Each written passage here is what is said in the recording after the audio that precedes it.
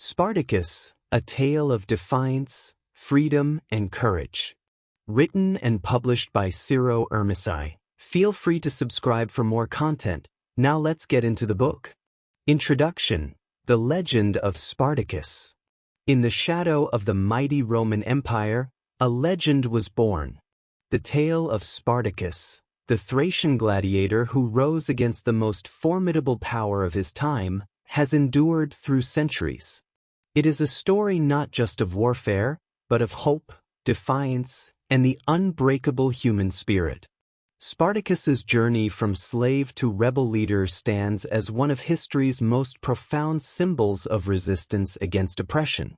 The Rome of Spartacus's era was a paradox, a society that thrived on intellectual achievement, military might, and architectural splendor, yet depended on an economy built upon the backs of slaves.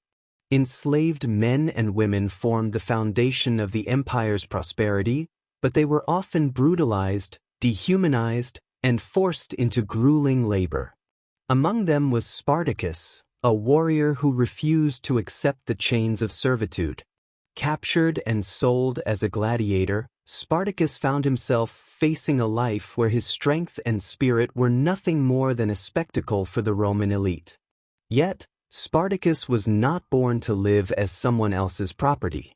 His defiance sparked a rebellion that would shake Rome to its core.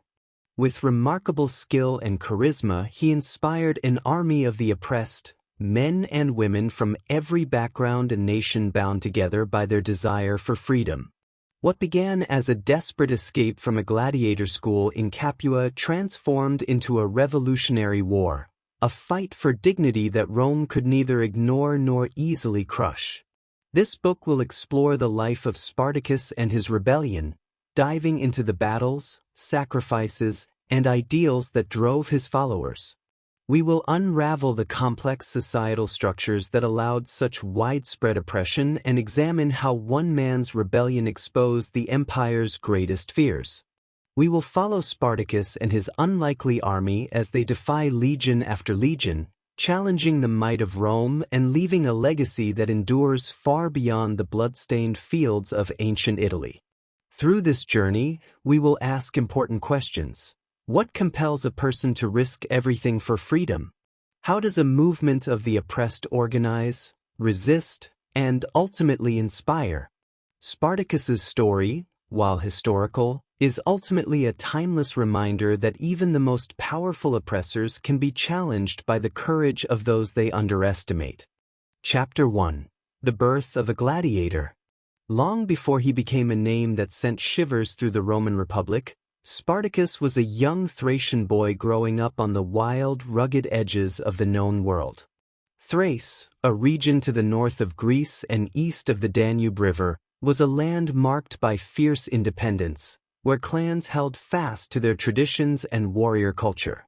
Spartacus's early years in Thrace would shape him, instilling in him the resilience, physical strength, and fierce loyalty to freedom that would later define his rebellion.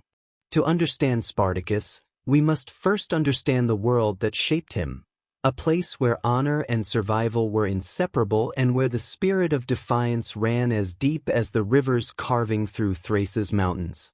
A warrior's beginnings. As a young man in Thrace, Spartacus would have been trained in the ways of battle from an early age. Thracians were known throughout the ancient world for their prowess as warriors. Their unique fighting style, reliant on speed, agility, and close-range combat, contrasted with the more disciplined, formation-based tactics of the Roman legions.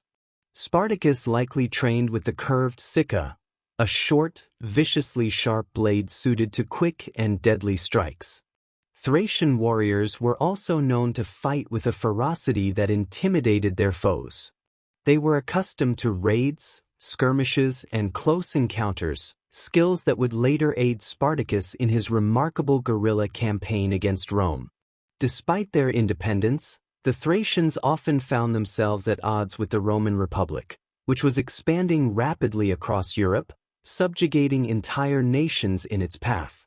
While some Thracians resisted fiercely, others entered treaties with Rome, even enlisting as auxiliaries in the Roman military in exchange for a degree of autonomy or economic support. Spartacus's own people were no strangers to this arrangement, and he himself would eventually serve as a Roman auxiliary, a fateful decision that would lead him straight into captivity. Captured and enslaved. How exactly Spartacus became a slave remains a topic of historical debate, as ancient sources provide conflicting accounts. Some suggest that Spartacus deserted the Roman army, while others imply that he may have fallen into captivity after a failed raid or rebellion. Either way, what is known is that his capture marked a profound turning point in his life. He was bound, shackled, and sold into slavery, a brutal fate for any freeborn Thracian warrior. The Romans, ever efficient in exploiting their captives, decided Spartacus would make an ideal gladiator. Spartacus was taken to the gladiator school, or ludus, in Capua, a Roman town infamous for its training facilities where men were conditioned to fight to the death for the entertainment of the public. His identity, like that of all slaves, was stripped away, replaced by the cold, calculated label of property. But Spartacus's spirit was not one to be subdued by chains or Roman authority. Even in captivity, he found ways to endure, to maintain his strength and courage, and to build connections with others suffering under the same yoke. Life in the gladiator school. Life in the ludus was nothing short of brutal. Gladiators were treated as disposable assets, their lives governed by the whims of their trainers and the hunger of Roman audiences for spectacle. Each day began with grueling physical drills, sparring matches, and intensive weapons training, designed to prepare them for the bloodshed of the arena. Their meals were carefully regulated, enough to maintain their physical strength but not enough to promote any sense of comfort or satisfaction. They lived in close quarters, their barracks filled with men from various regions who, like Spartacus, had been torn from their homes and forced into servitude. The gladiators were trained in various fighting styles, depending on their origins, physique, and skills. Spartacus was likely trained as a Thraex or Thracian-style gladiator, which would have allowed him to use the fighting techniques he knew well, albeit with specific rules and weapons suited for the arena. He was armed with a small, rectangular shield and a curved Thracian sword, meant for quick, cutting strikes. This role would have been bitterly ironic for Spartacus, forced to use his homeland's techniques, not for defense or honor, but for the amusement of Roman spectators. Yet, even in this pit of despair, Spartacus found allies. Among them were Crixus and Enemaus, both skilled fighters who shared his hatred for the Romans. Together, they harbored dreams of escape, a dangerous fantasy that could mean death if discovered. But Spartacus was no ordinary man. He was born of a people who valued freedom above all else. In the bonds of friendship formed with fellow gladiators, he found the foundation of what would become an army of rebels. The spark of rebellion. What motivated Spartacus to risk everything for freedom? Perhaps it was the humiliation he endured as a captive, or the pride that burned within him as a Thracian warrior. Perhaps he saw himself in his fellow gladiators, men stripped of their dignity, their names, their homes. To the Romans, they were little more than animals, but to Spartacus, they were soldiers in waiting, each one capable of wielding a weapon, each one harboring a desire for freedom as strong as his own. In this grim environment, Spartacus began to plan. He watched the movements of the guards, studied the layout of the ludus, and evaluated the strength of his comrades. The risks were enormous. Escape attempts were usually met with swift and brutal punishment, not just for the instigators, but for all involved. Yet Spartacus knew that the only way to reclaim their lives was to break free from the chains holding them. A bold plan began to take shape, one that would test their courage and cunning to the limit. The night before the revolt. The night before the rebellion, Spartacus gathered his closest allies. The atmosphere was thick with tension, a silent understanding passing between them that the next day would either grant them freedom or see them dead. They knew they were vastly outnumbered and outarmed, yet they also knew they had one critical advantage: desperation. With no future in captivity, the fear of death no longer restrained them. They were ready to fight. Using makeshift weapons fashioned from kitchen utensils, pieces of wood, and any sharp objects they could scavenge, Spartacus and his men prepared to take on the guards. It was a desperate move, and they knew it. But what they lacked in weaponry, they made up for in skill, determination, and the element of surprise. The morning of the rebellion. At dawn, the signal was given. Spartacus and his allies launched their attack with precision, speed, and a fury that caught the guards completely off guard. The uprising quickly escalated as gladiators poured out of their cells, joining the fight. The rebellion spread like wildfire, and within hours, Spartacus and his men had overpowered the guards and escaped from the ludus of Capua. Their initial victory was as unexpected as it was overwhelming, and it gave Spartacus and his men a taste of what freedom felt like. For the first time, they were no longer slaves but free men, armed, determined, and led by a man who had dared to defy the greatest power in the world. Spartacus knew, however, that the journey had only just begun. The Roman legions would soon be on their trail, and every step forward would be fraught with danger. The birth of a movement. What began as an escape plan by a few desperate men would soon become one of the most formidable rebellions Rome had ever faced. Spartacus was no longer merely a gladiator or a slave. He was now a leader, a symbol of defiance for the oppressed. The gladiator school at Capua had forged in him a strength that no training could diminish, and now, with his followers at his side, he would unleash that strength against Rome itself. Chapter 2: The Brutality of Roman Slavery. To understand the rebellion of Spartacus, we must delve into the institution he rebelled against: Roman slavery, a vast and oppressive system that fueled the power and wealth of the empire.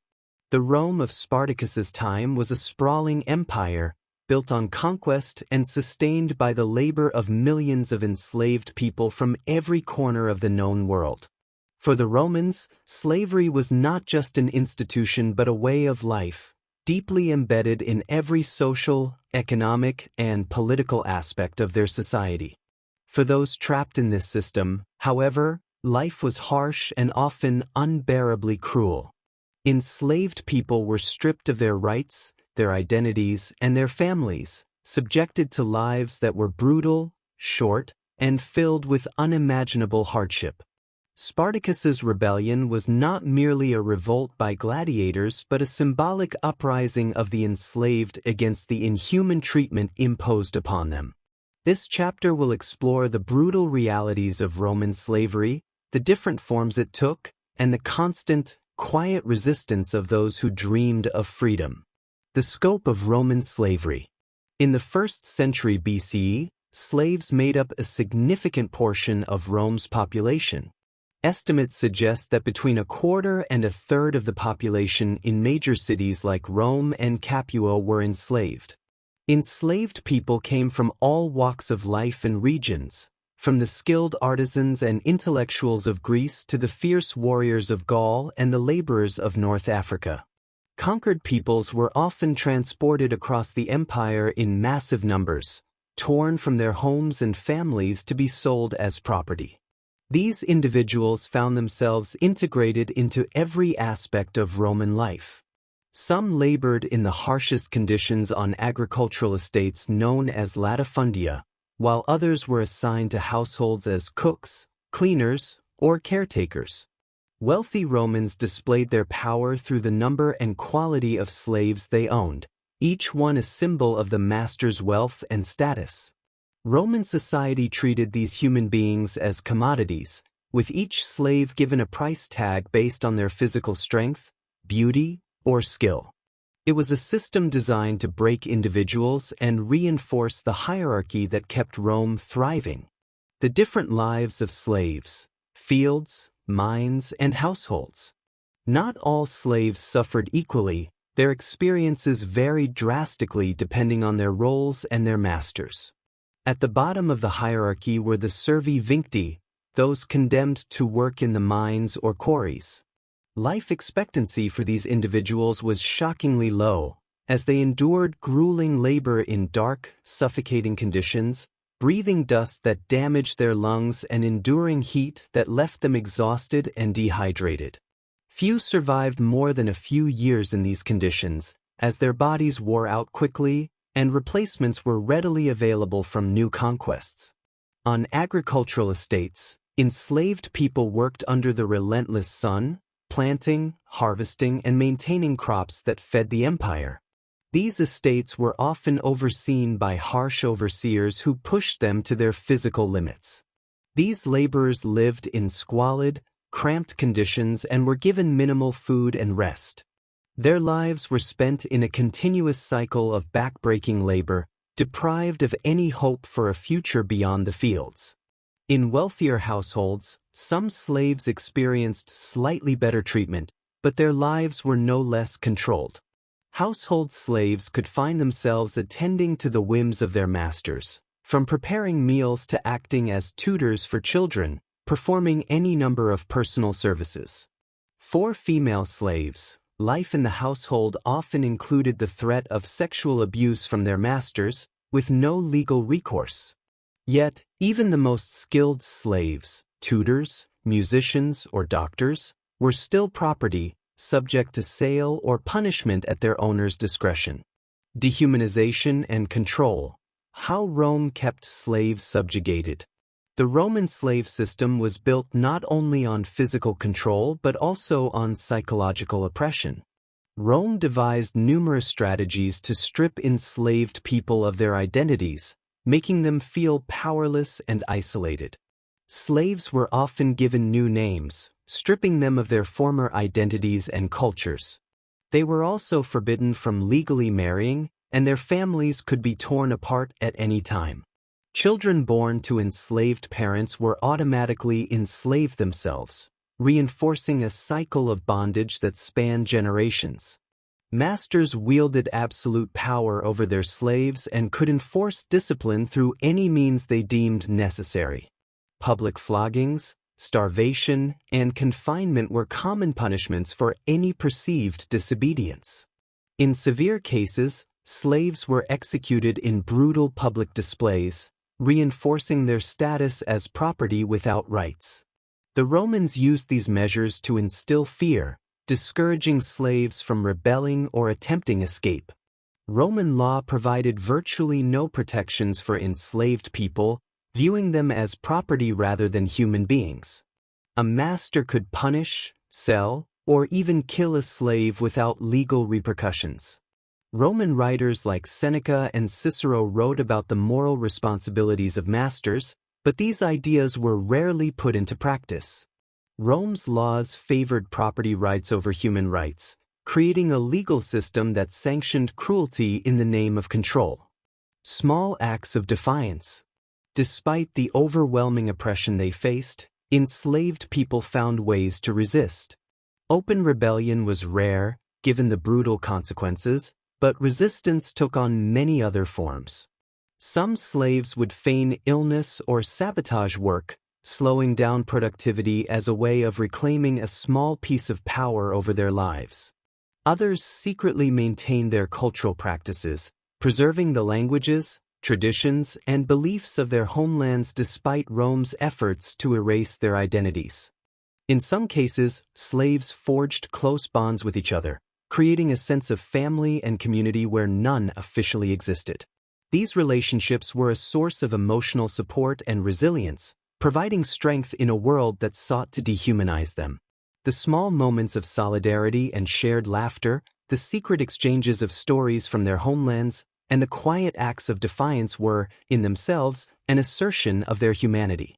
However, the idea of a large-scale rebellion remained a distant hope for most, a dream that felt impossible under the weight of Roman oppression. That is, until Spartacus emerged. In him, the slaves saw a leader who could articulate the pain and anger they all felt, a warrior who dared to dream of a life free from Roman chains. The gladiator schools, preparing men for battle or death.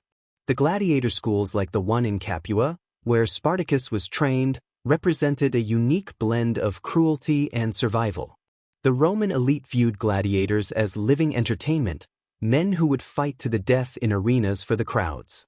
But to the men forced into this role, the schools were both a prison and a training ground, where the skills they learned would prove invaluable in their fight for freedom. Gladiators, especially those with military experience like Spartacus, were seen as prime candidates for rebellion due to their combat skills. The training was rigorous, preparing them not just to survive in the arena but to fight effectively against other skilled warriors. Gladiators were conditioned to endure pain, withstand brutal conditions, and confront death with courage. For many, the training they endured became a source of pride and resilience, a skill set that would soon turn against the very society that had crafted it. The seed of revolt.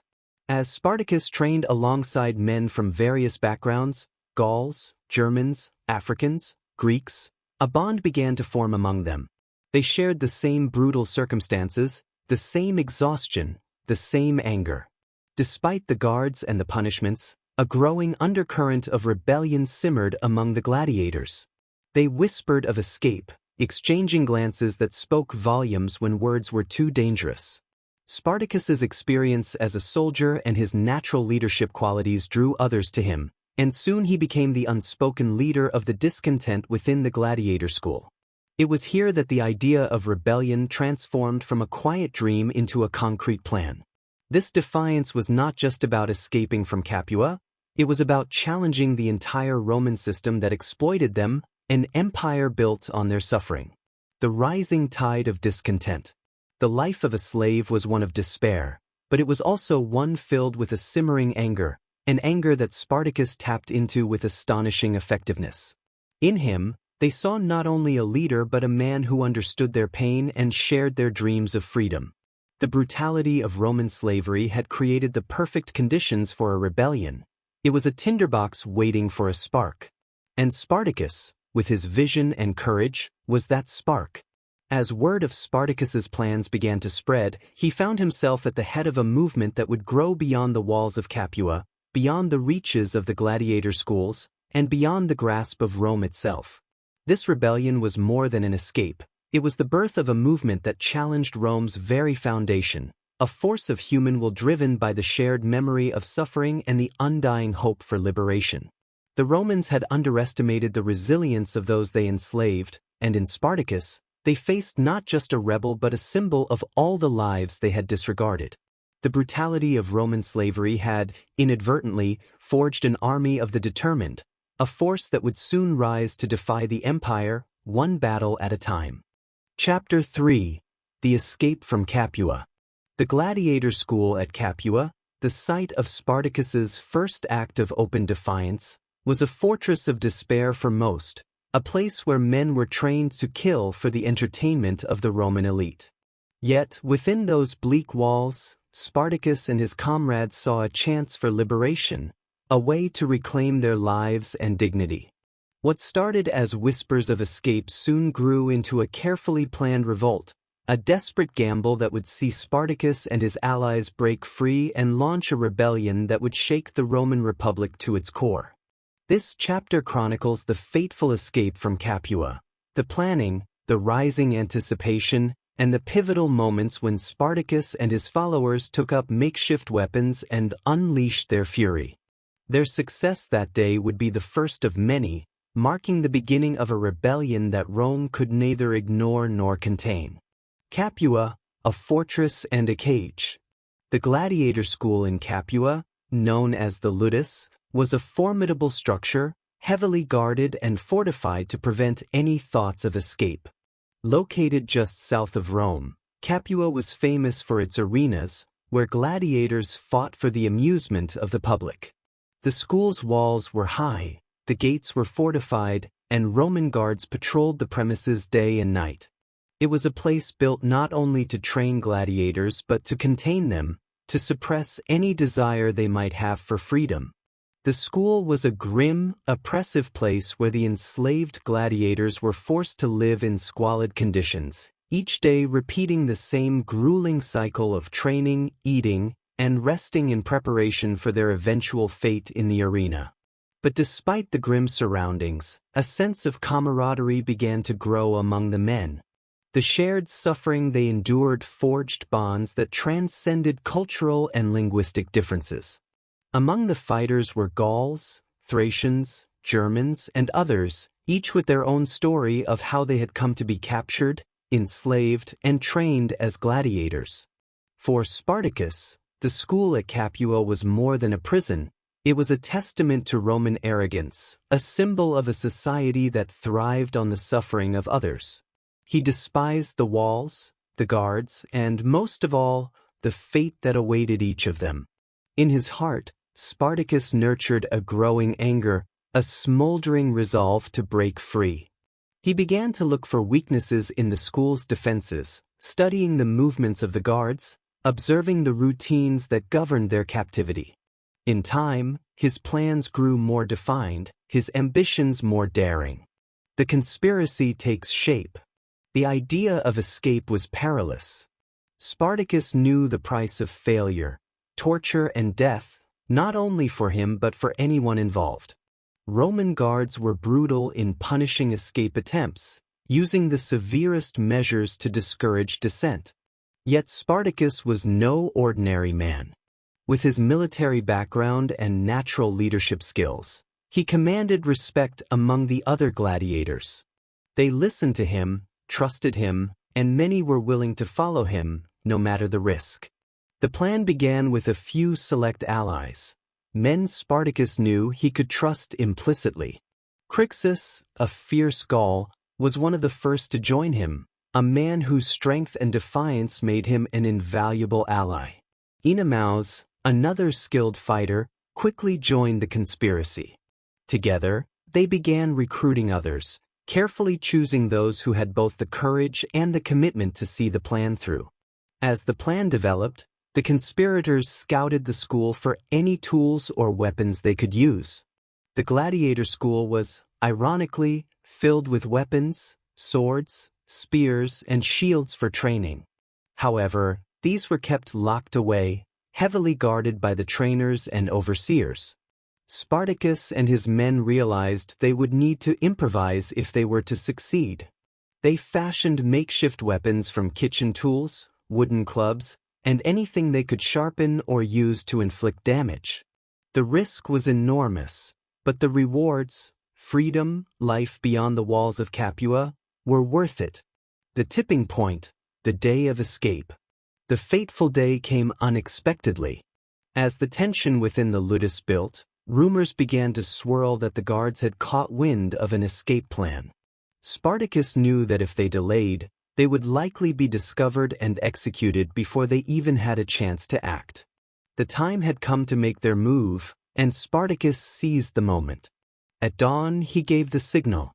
The conspirators moved swiftly, each one taking up a makeshift weapon and launching themselves at the guards with a fury born of desperation. What they lacked in armament, they made up for in skill and ferocity. Spartacus himself fought with a deadly determination, using a kitchen knife to subdue one of the guards and take his sword. His allies followed his lead, overwhelming the guards through sheer force of will and numbers. The battle within the school was intense and chaotic. The guards, though armed, were unprepared for such an organized assault. They had always viewed the gladiators as nothing more than animals to be controlled, never imagining that these men could organize and execute such a bold plan. The gladiators fought with everything they had, fueled by the knowledge that there was no turning back. For each of them, this was a fight to the death, freedom or death. As they pushed through the guards and made their way to the main gates, Spartacus and his men experienced a rush of exhilaration. The gates, once symbols of their confinement, now lay within their reach. They forced them open, spilling out of the ludus and into the open world.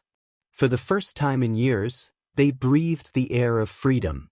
The city of Capua lay around them, its people unaware of the storm that had just been unleashed. Rallying the escapees, the birth of a rebel army. Once outside the Ludus, Spartacus knew that their escape was only the beginning.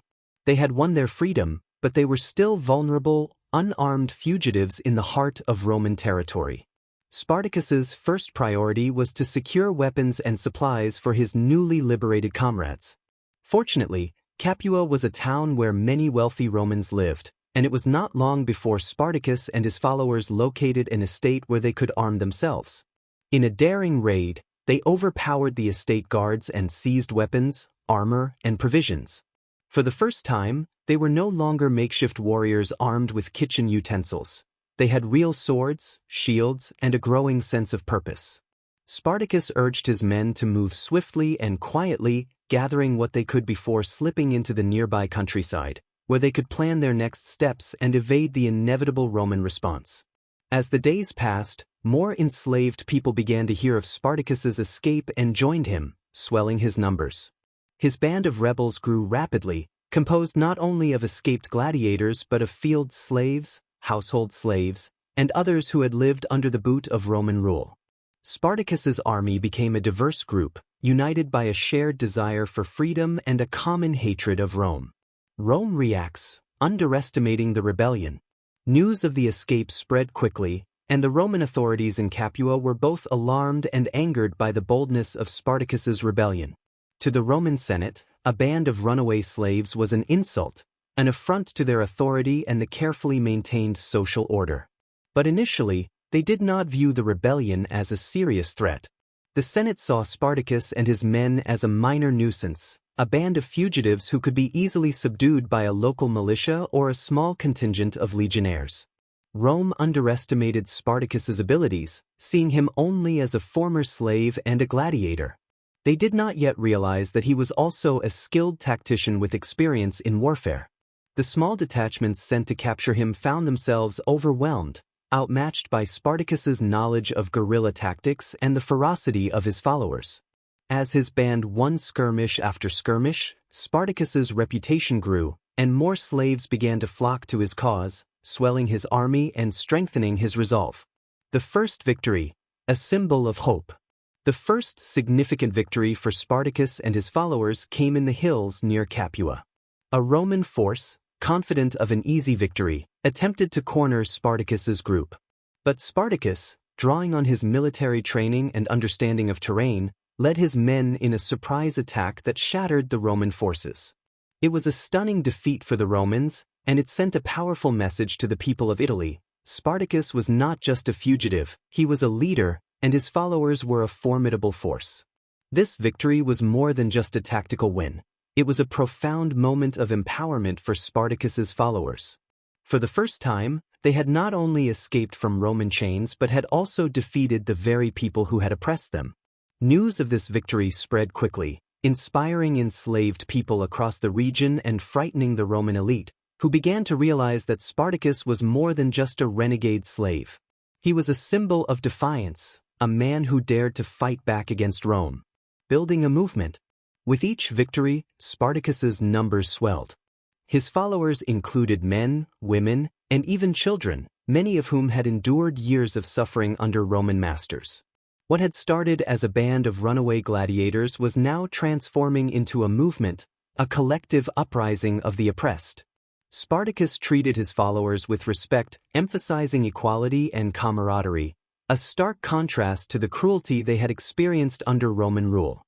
As they moved through the countryside, Spartacus and his followers left a trail of liberated slaves and humiliated Roman forces in their wake. They raided estates, redistributed resources, and gave hope to those who had long been denied it. Spartacus's army became a force of freedom, a growing coalition united by a shared dream of breaking free from Rome's iron grip. A dream of freedom. Spartacus's rebellion was no longer just about escape. It was about creating a future where his followers could live free. He began to articulate a vision beyond mere survival, a vision where they could escape to the Alps and find refuge in lands beyond Rome's reach. This dream of freedom ignited the hearts of his followers, giving them a common goal and a purpose that transcended their individual sufferings. As Spartacus led his army further into the Italian countryside, he knew that Rome would soon respond with greater force. But he was undeterred, driven by the same fire that had fueled his escape from Capua. He had defied Rome, rallied an army of the oppressed, and achieved victories that would echo through history. In Capua, the rebellion had been born. Now, it was unstoppable. The path forward was uncertain, but for Spartacus and his followers, the journey had only just begun. Chapter 4. Building an Army of the Oppressed. After the successful escape from Capua and the resounding victory against Roman forces in the hills, Spartacus found himself at the head of a growing band of rebels. What had begun as a desperate attempt at freedom was now transforming into a powerful, organized movement, fueled by a common vision and an unwavering resolve. Spartacus was no longer leading a small group of gladiators. He was the commander of an expanding force of men and women, united by a shared purpose and a desire for liberation. The task now was not just to survive but to build an army capable of challenging the might of Rome itself. This chapter explores how Spartacus transformed a loosely connected band of fugitives into a disciplined force, instilling them with the tactics, morale, and vision necessary to confront the Roman military. It examines his leadership style, his innovative strategies, and the challenges he faced in uniting such a diverse group of people under a single cause. Gathering the dispossessed. Word of Spartacus's rebellion spread like wildfire. Enslaved people across the Italian countryside, some who had been living in bondage for decades, heard rumors of a Thracian gladiator who had escaped and was leading a growing rebellion against the Romans. For many, Spartacus became a symbol of hope, a living testament to the possibility of freedom in a world that had only shown them chains. Men and women from every corner of Italy fled their masters and joined Spartacus's ranks, swelling his numbers and transforming his band of fugitives into an army. The diversity of Spartacus's followers was one of the greatest challenges he faced as a leader. His forces included former gladiators, agricultural slaves, miners, household servants, and even freedmen who were fed up with the cruelty of the Roman system. They came from different backgrounds, spoke different languages, and had little in common other than a shared hatred for Rome and a desire for freedom. Spartacus faced the daunting task of uniting them, turning this mass of people into a cohesive, organized force. Training the troops. Spartacus understood that if they were to survive the coming battles with Rome, his followers would need to be more than a mob. They would need to be disciplined soldiers.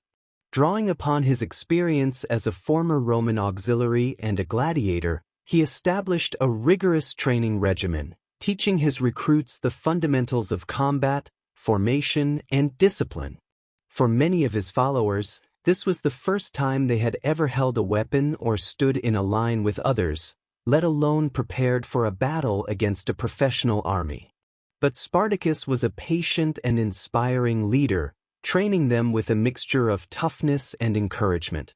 In addition to hand-to-hand combat, Spartacus trained his followers in guerrilla tactics, ambushes, surprise attacks, and quick retreats, methods that would allow them to take on larger, better-equipped Roman forces. He emphasized the importance of using the terrain to their advantage, teaching his soldiers how to fight in hills, forests, and open fields. He also devised signals and strategies that allowed his forces to communicate and move quickly, turning what could have been a chaotic mob into an agile, coordinated unit. The training was brutal, and the conditions were harsh. Spartacus's camp was no place for the faint-hearted. Food was often scarce, and the soldiers lived in makeshift tents and shelters, enduring rain, cold, and heat. Yet, through this shared hardship, a sense of camaraderie developed among the soldiers. Spartacus treated them as equals, building a rapport that fostered loyalty and unity. The sense of purpose he instilled in them became a powerful motivator, transforming a group of enslaved people into a disciplined, determined force. Forging a community. While training his followers, Spartacus also recognized the importance of forging a community. His army was not just a fighting force but a diverse collection of families, friends, and companions bound together by their shared struggle. He encouraged them to form bonds, to look out for one another, and to see themselves not just as soldiers but as members of a larger cause. Children, the elderly, and the sick were all part of the camp, each contributing in their own way. Women took on roles as medics, cooks, and caretakers, while some even trained as warriors alongside the men. Spartacus's followers were more than just soldiers. They were a society on the move, carrying their dreams, traditions, and hopes for the future. Around the campfires, they shared stories from their homelands, spoke of the families they had lost, and envisioned a life beyond the chains of slavery. These moments of community, the laughter and the shared pain, strengthened their resolve. Spartacus fostered this unity, understanding that an army bound by loyalty and brotherhood was far stronger than one bound merely by fear. A code of conduct. To maintain order and discipline within the growing ranks, Spartacus established a simple but strict code of conduct. He emphasized respect, both for each other and for the people they encountered. Unlike the Roman forces, who often terrorized and plundered the countryside, Spartacus's army was instructed to treat local villages and their inhabitants with kindness and fairness. This approach won them the support of local communities, who, while wary of Spartacus's army, saw them as a lesser threat compared to the brutal Roman legions. Spartacus was particularly strict about the treatment of women within his ranks, forbidding any form of harassment or abuse. This was revolutionary at the time, as Rome's treatment of enslaved women was often one of exploitation and objectification. In Spartacus's camp, however, women were treated as equal members of the community, and many took up arms alongside the men, fighting for their freedom with the same ferocity and determination. Building morale, the vision of freedom. One of the most critical aspects of Spartacus's leadership was his ability to inspire his followers with a vision of freedom. He spoke often of their goal, to cross the Alps and reach lands beyond Rome's reach, where they could live free from the empire's tyranny. This vision of freedom was more than just a dream. It was a guiding purpose, a beacon that kept them moving forward, even in the face of hardship and danger. Spartacus's speeches to his followers were simple but powerful, emphasizing the value of freedom and the dignity of living as free people, not as property. He reminded them of the injustices they had suffered, of the lives they had been denied, and of the loved ones they had lost to Rome's insatiable greed. He called on them to fight not just for themselves, but for all those who could not fight, for the enslaved families, for the children who had been born into bondage, for the friends who had died under Rome's rule. Each soldier, each follower, felt that they were part of something greater than themselves, a movement that could change the course of history. Clashes with Roman forces. As Spartacus's army grew, the Roman Senate could no longer ignore him. They sent detachments to quash the rebellion, but Spartacus's training and tactics proved effective against the disciplined but rigid Roman legions. Spartacus led his army in a series of skirmishes and battles, outmaneuvering the Romans with his intimate knowledge of terrain and his strategic use of ambushes. He used the land to his advantage, luring Roman forces into traps, hitting them hard, and then melting away before they could mount a proper defense. These victories were more than just military triumphs. They were acts of psychological warfare. Each time Spartacus's army defeated a Roman force, it sent a powerful message to Rome and to the oppressed people across Italy. Rome was not invincible. The rebellion was not a hopeless cause. With each victory, Spartacus's legend grew, and more enslaved people flocked to his ranks, eager to fight for a life beyond slavery. The challenges of leadership. Despite his growing success, Spartacus faced constant challenges as a leader. His army was a diverse group, with members from different cultures, backgrounds, and beliefs. Conflicts occasionally arose as former slaves from different regions clashed over differences in language, customs, and roles within the army. Some wanted immediate revenge against Roman citizens, while others were more focused on survival and escape. Spartacus had to navigate these conflicts carefully, maintaining unity while addressing the concerns of his followers. Furthermore, Spartacus was well aware that they could not evade Rome's full military power indefinitely. He understood that Rome would eventually send its most skilled generals and its largest armies to crush the rebellion. The vision of crossing the Alps offered hope, but it also presented a significant logistical challenge. Moving such a large and diverse group through hostile territory was no small feat, and every day spent in Italy increased the risk of facing Rome's wrath. The seeds of disagreement. As the rebellion grew, so did the internal disagreements about its direction. Some of Spartacus's followers, particularly the more aggressive fighters like Crixus, pushed for a direct assault on Rome. They argued that retreating across the Alps was cowardly and that they should use their momentum to strike at the heart of the empire. Spartacus, however, was cautious. He understood the limitations of their resources and the risk of overreaching. His goal remained simple: freedom beyond Rome's borders, not conquest or empire. These disagreements hinted at future divisions within the ranks, but for the moment, Spartacus managed to hold his army together. He reminded his followers that their ultimate goal was not revenge but freedom. They were not conquerors. They were people fighting for their right to live with dignity, preparing for the next phase. By the end of this phase, Spartacus had achieved what many thought impossible. He had built an army from the ranks of the oppressed, a force capable of standing against the Roman legions and winning. They were disciplined, united by purpose, and inspired by a vision of freedom that kept them moving forward. Yet, Spartacus knew that the journey ahead would only grow more challenging. Rome was beginning to understand the threat he posed, and he could sense that a greater force would soon come to confront them. For now, Spartacus and his followers pressed on, with the Alps as their distant goal. They carried with them the hopes of thousands who dreamed of freedom, and they moved forward with the knowledge that they were part of something far greater than themselves. They were a force of the oppressed, a symbol of defiance in a world ruled by power and cruelty.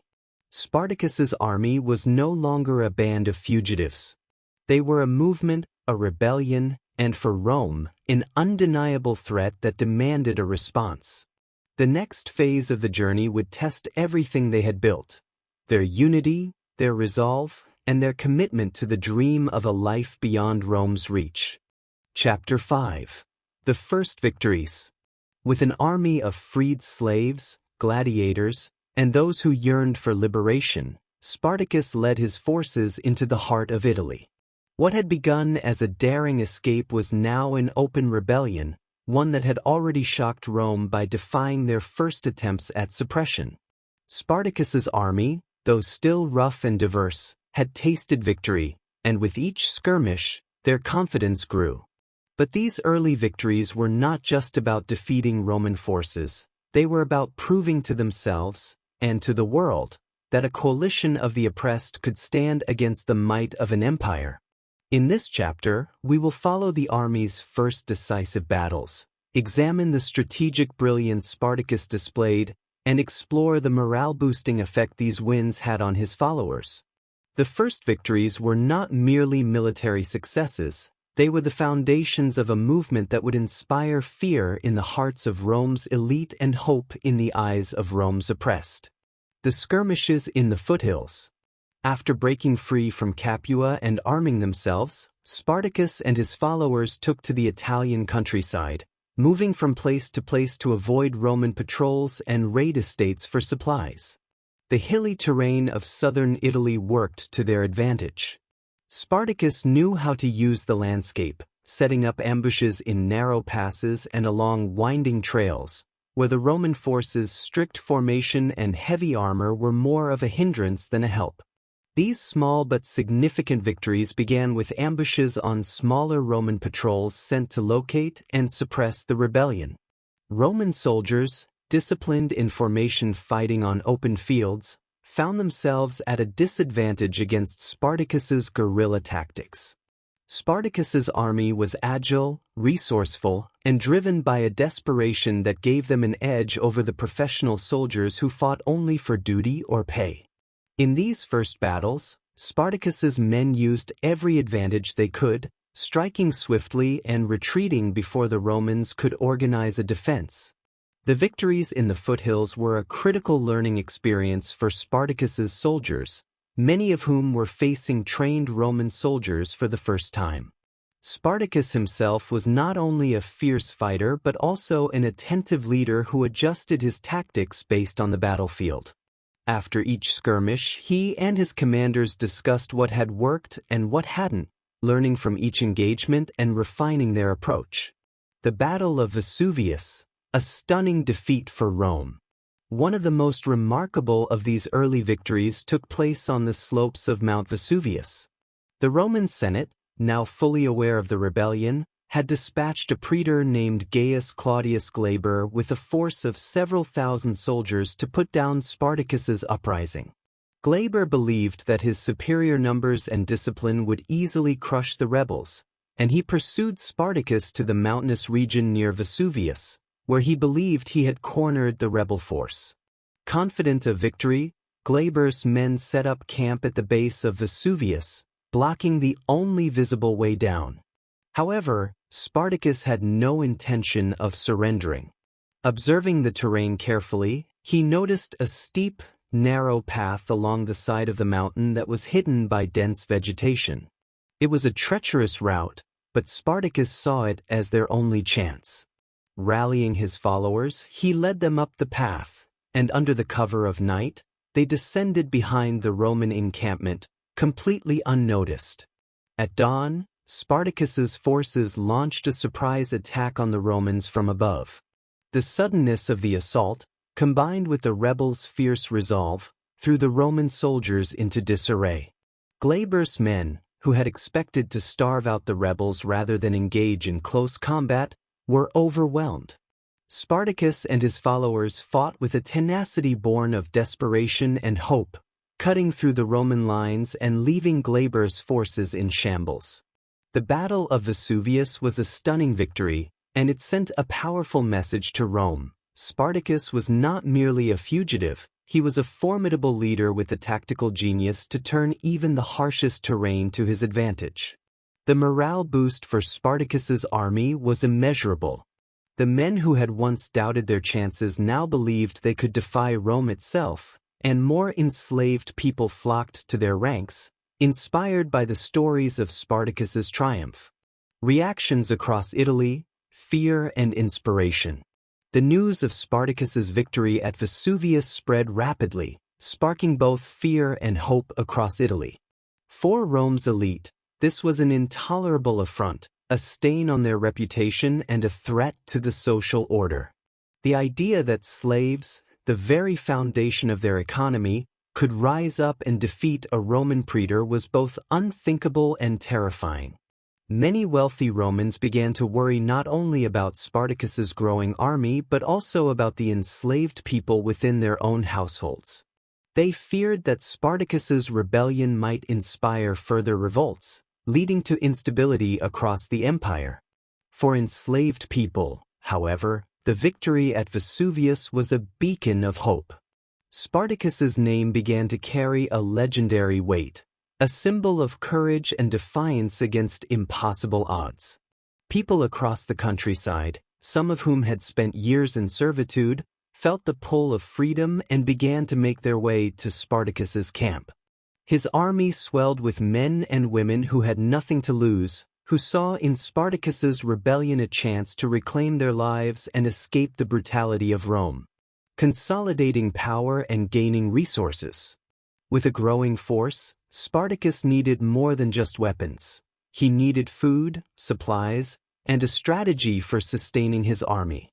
After each victory, Spartacus's forces raided nearby estates, taking provisions, equipment, and occasionally livestock.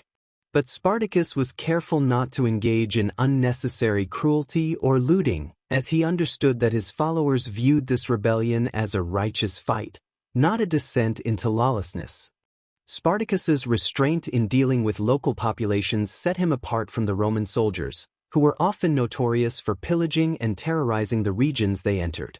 Instead, Spartacus encouraged his men to treat locals with respect, sometimes even offering protection to communities that supported them. This approach earned Spartacus a measure of goodwill from the Italian countryside, where resentment toward Rome simmered among the free poor and other marginalized groups who had little love for the Senate or the wealthy landowners.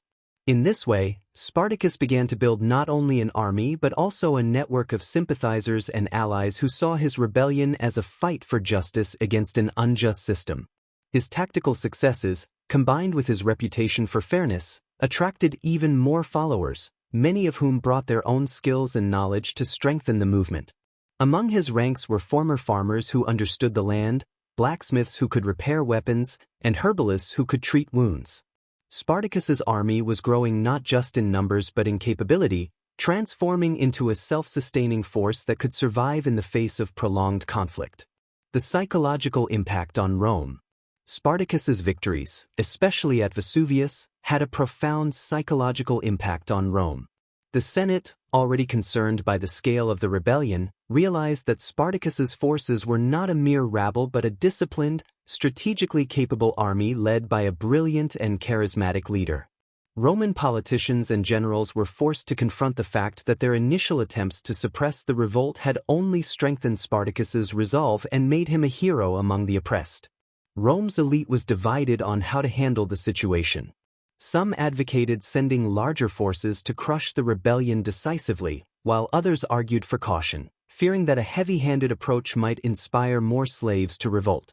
This division slowed Rome's response, buying Spartacus precious time to solidify his army and prepare for the inevitable escalation of the conflict. The average Roman citizen, meanwhile, viewed the rebellion with a mixture of fear and fascination. Reports of Spartacus's victories were discussed in taverns, markets, and public forums, where ordinary people speculated about the strength and purpose of this army of slaves. Many began to view Spartacus not only as a threat but as a symbol of resistance against a system that favored the wealthy and powerful at the expense of the common people. Strengthening the chain of command. As Spartacus's army grew, he recognized the need for a clear command structure. He appointed trusted lieutenants, including Crixus and Enemaus, both of whom had proven themselves as fierce fighters and loyal followers. These commanders helped Spartacus manage the growing ranks, organize training, and enforce discipline.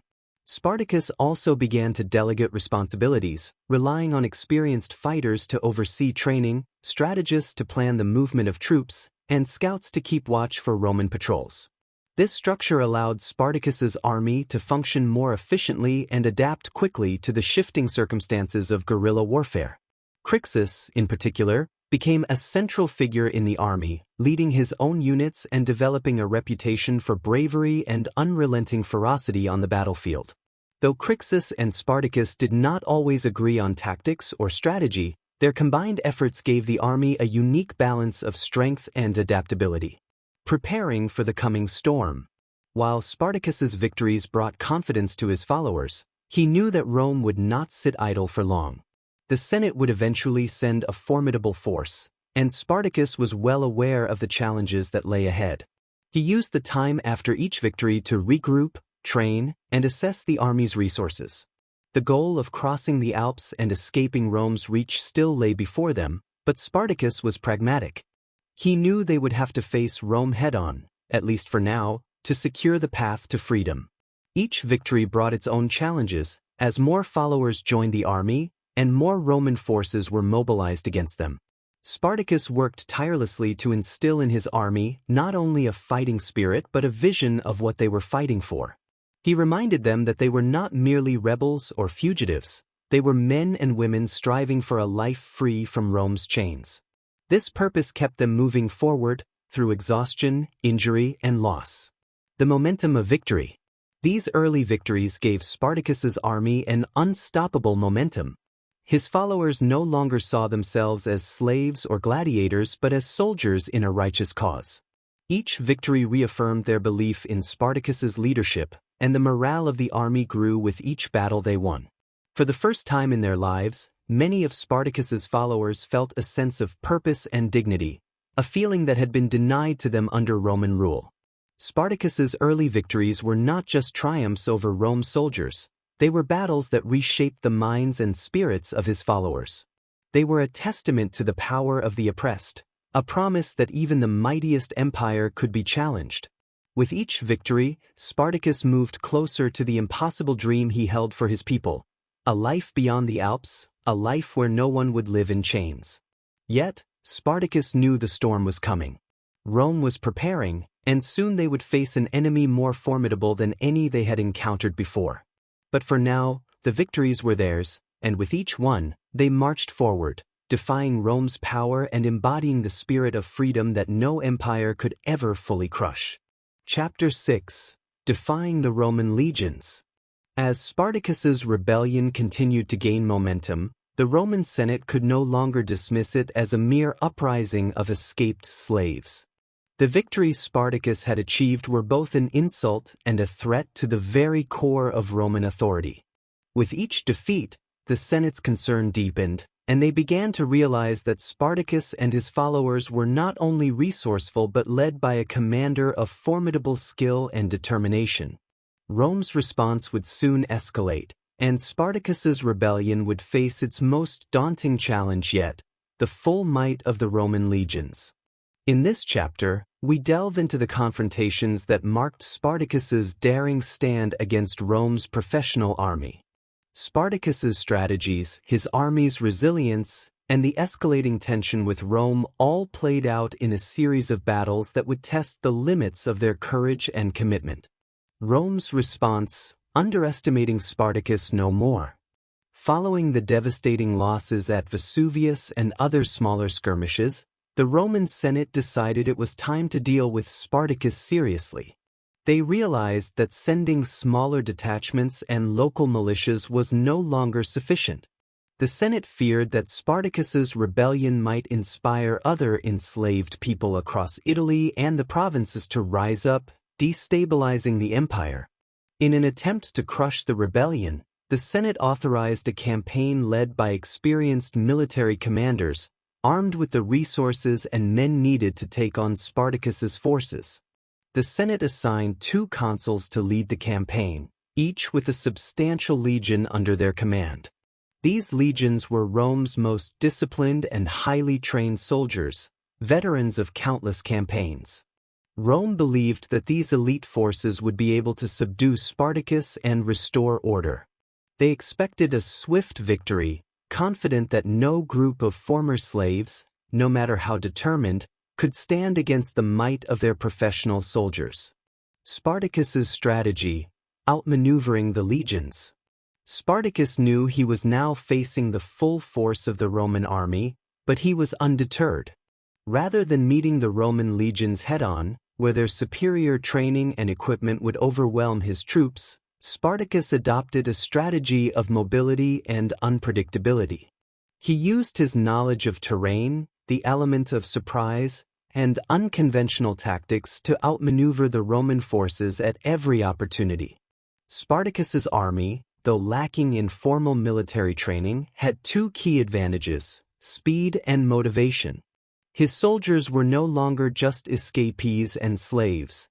They had become skilled in guerrilla warfare, adept at ambushes and hit-and-run attacks.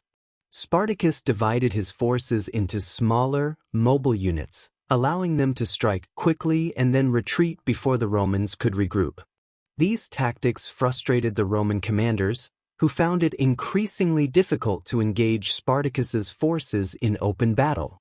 To make matters worse for the Romans, Spartacus had spies and informants scattered across the countryside who kept him informed of Roman movements.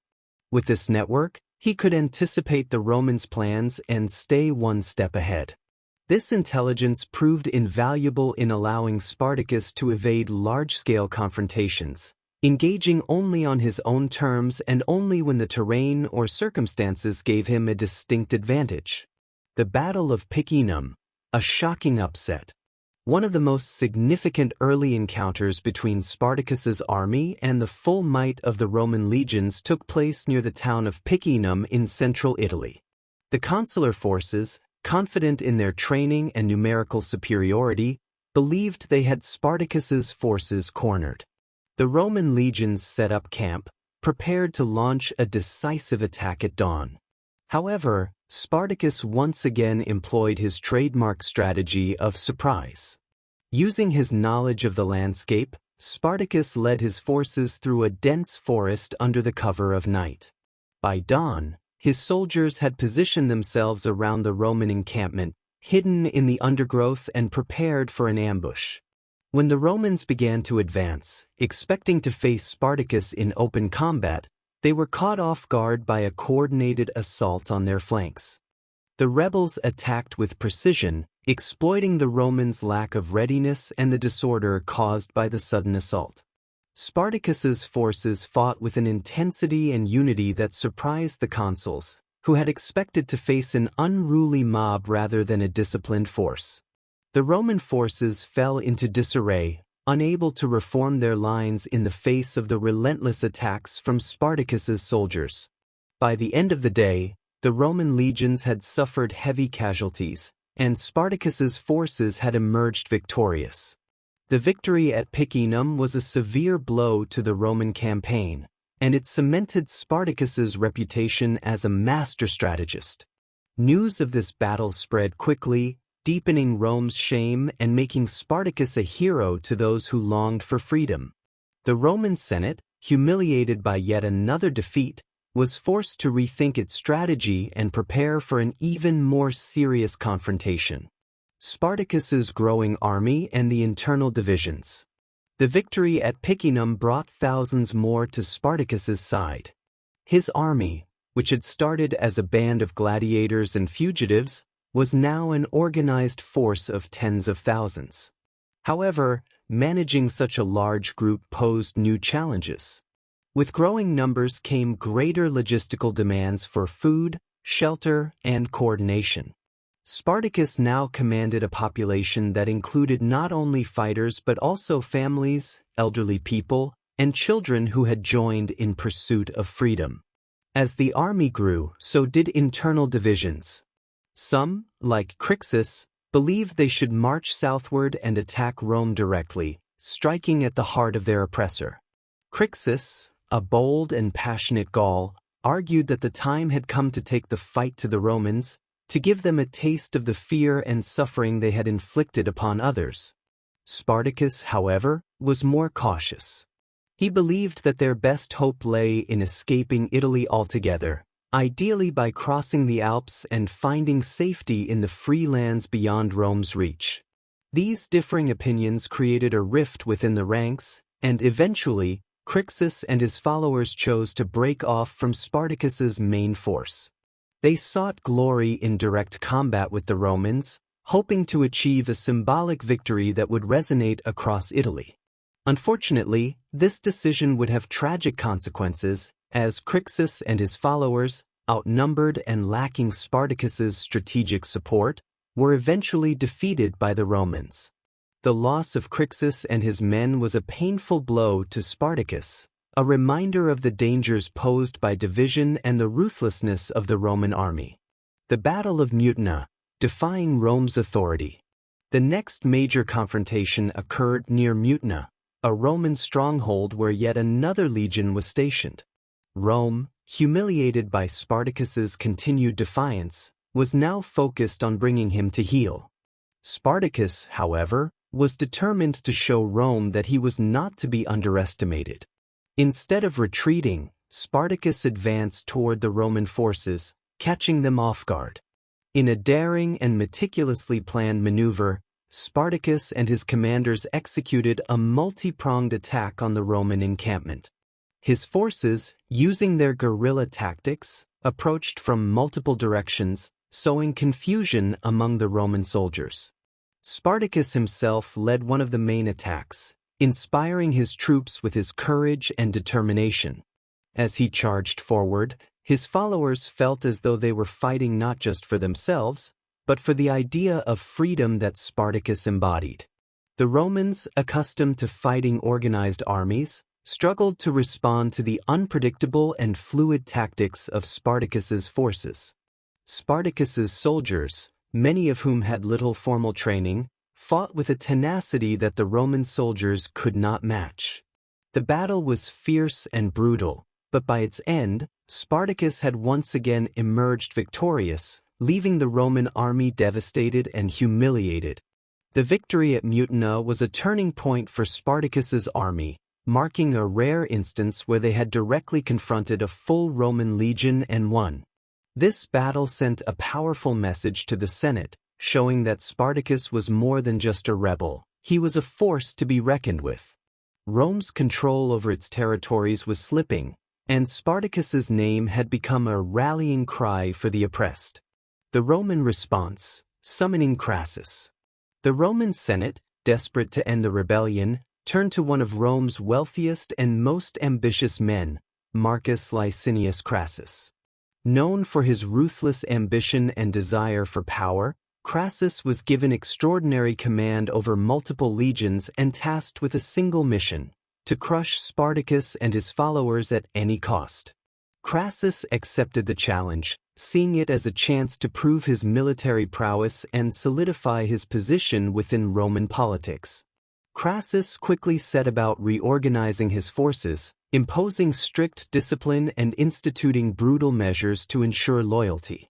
Unlike the previous commanders, Crassus understood the gravity of the threat Spartacus posed, and he was determined not to make the same mistakes.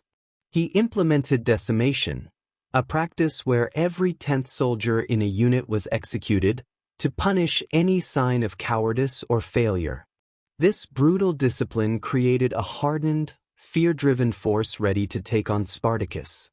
Spartacus, now aware of Crassus's reputation, understood that this new commander would be a formidable opponent. Crassus's arrival signaled the beginning of a new phase in the rebellion, one in which Spartacus and his followers would face not only Rome's most disciplined soldiers but also a commander who would stop at nothing to achieve victory. The dream of freedom beyond the Alps. Despite the mounting pressure from Crassus, Spartacus held to his original vision, crossing the Alps and escaping Roman territory. He understood that his army, despite its victories, could not sustain a prolonged war against the full might of Rome. He urged his followers to seize this opportunity to flee while they still had the strength and numbers to do so. Yet many of Spartacus's followers, emboldened by their recent victories, were reluctant to leave Italy. They saw themselves as warriors, and some even harbored dreams of defeating Rome itself. Spartacus's appeals for caution were met with resistance, as the lure of revenge and the desire for freedom within Rome's borders pulled his followers in conflicting directions. It was a bitter irony. The very successes that had given them hope also made it harder for them to walk away. The gathering storm. The battles with the Roman legions had tested Spartacus's army like never before, pushing them to new heights of discipline, courage, and resilience. Each victory solidified Spartacus's place as a leader and symbol of defiance. His army had transformed from a desperate band of fugitives into a force that had stood up to Rome's legions and triumphed. But Spartacus knew that the road ahead was fraught with peril. Crassus was coming, and with him, the full wrath of Rome. The victories they had won, though sweet, had come at a cost. They had lost comrades, faced internal divisions, and drawn the attention of Rome's most ruthless general. The next phase of their journey would be the most challenging yet, as they prepared to face Crassus's legions in a confrontation that would determine the fate of the rebellion. For Spartacus and his followers, the stakes had never been higher. They marched forward, knowing that each step brought them closer to freedom, or to a battle that would echo through history. The dream of freedom still lay before them, shimmering like a mirage, urging them onward into the unknown. Chapter 7. A Dream of Freedom. With each victory against the Roman forces, Spartacus's army moved one step closer to the possibility of freedom. The original vision that had driven Spartacus since his escape from Capua, the dream of leading his followers across the Alps to freedom, had kept his army united and hopeful, even in the face of unimaginable hardship. For Spartacus, the Alps represented a barrier between oppression and liberation, a natural line that separated the world of Rome from the lands beyond its reach. To cross the Alps was to finally break free from Rome's grasp, to live beyond the shadow of the empire.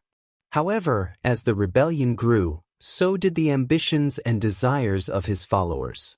The army had transformed from a band of fugitives into a powerful force capable of facing the Roman legions, and with this newfound strength came a hunger for something more than just escape. For some, the Alps seemed like a distant, almost unnecessary goal. Italy itself had become a battleground, and the opportunity to strike at Rome's heart, to make the oppressors feel the fear and pain they had inflicted on others, was tantalizing. In this chapter, we explore the growing tension between Spartacus's vision of freedom beyond the Alps and the rising ambition among his followers to confront Rome directly. The Alps, so close yet so far, became a symbol of division within the army, a beacon of hope for some, and a point of contention for others. The Alps, the promise of escape. Spartacus's desire to cross the Alps was rooted in his understanding of Rome's military power. He knew that as long as they remained within Roman territory, his army would be hunted. Rome's resources were vast, and the Senate would stop at nothing to end the rebellion. To Spartacus, the Alps were the only true escape, the only path that could ensure long-term safety for himself and his followers. He saw beyond the glory of battles won. He saw the harsh reality of Rome's determination and the need for a lasting solution. In his mind, the ultimate victory lay not in defeating every Roman legion sent after them but in securing a life where Rome could no longer touch them. The freedom he envisioned was not just a temporary respite but a permanent release from the chains that had bound them.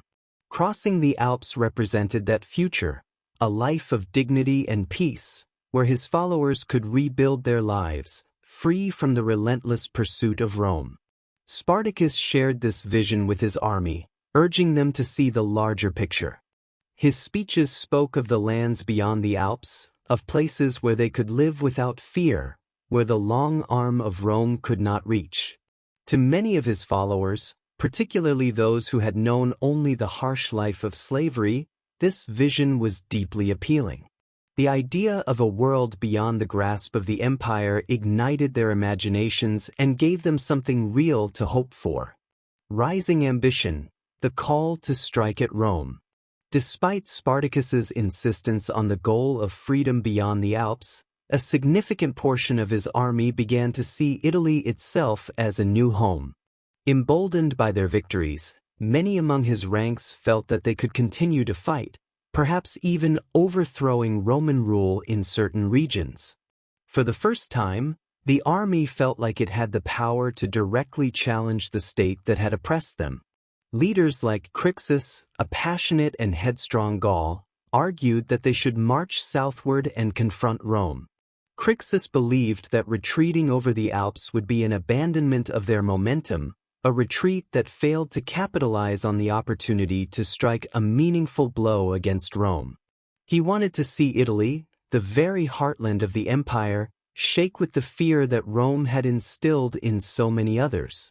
This perspective resonated with some of the more battle-hardened members of the army, particularly those who sought revenge for the years of cruelty and exploitation they had endured. Crixus's call for a southern campaign introduced a rift within the army, dividing Spartacus's followers into two camps, those who wanted to escape and those who wanted to confront Rome head-on. The division was not just about tactics. It reflected deeper questions about the purpose of the rebellion and the nature of freedom itself.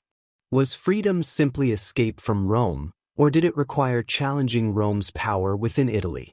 For many, the idea of retreating over the Alps felt like running away, a forfeiture of the power they had fought so hard to attain. The emotional pull of revenge. For countless members of Spartacus's army, their years in bondage had been defined by brutality, injustice, and loss. The scars they bore, both physical and emotional, fueled a burning desire for revenge. They wanted Rome to feel the pain they had endured, to understand the suffering they had inflicted. The victories Spartacus's army had achieved had awakened this desire, making it hard to simply walk away. For these men and women, freedom was not just a physical escape but an emotional reckoning. They wanted to strike fear into the hearts of the Romans, to make them understand that those they had enslaved were not mere possessions but people with strength and dignity. To cross the Alps felt, in a way, like leaving the job unfinished. Revenge, for them, was intertwined with the concept of freedom. They believed that true liberation would only come when Rome itself had been humbled. Spartacus understood this feeling, as he himself had suffered under Roman chains. Yet he remained focused on the goal of escape. He knew that his army, for all its courage, was still vastly outnumbered and out-resourced by Rome. Every victory brought them closer to freedom, but it also made Rome's retaliation more inevitable and more severe. He respected the desire for vengeance but tried to temper it with a sense of caution and pragmatism. He reminded his followers that their lives and the lives of their families were more valuable than any momentary satisfaction of revenge. The decision point, to cross or not to cross. As winter approached, Spartacus and his army moved closer to the northern regions of Italy, where the Alps loomed in the distance. It was a moment of reckoning for the army, a decision point that would shape the future of the rebellion.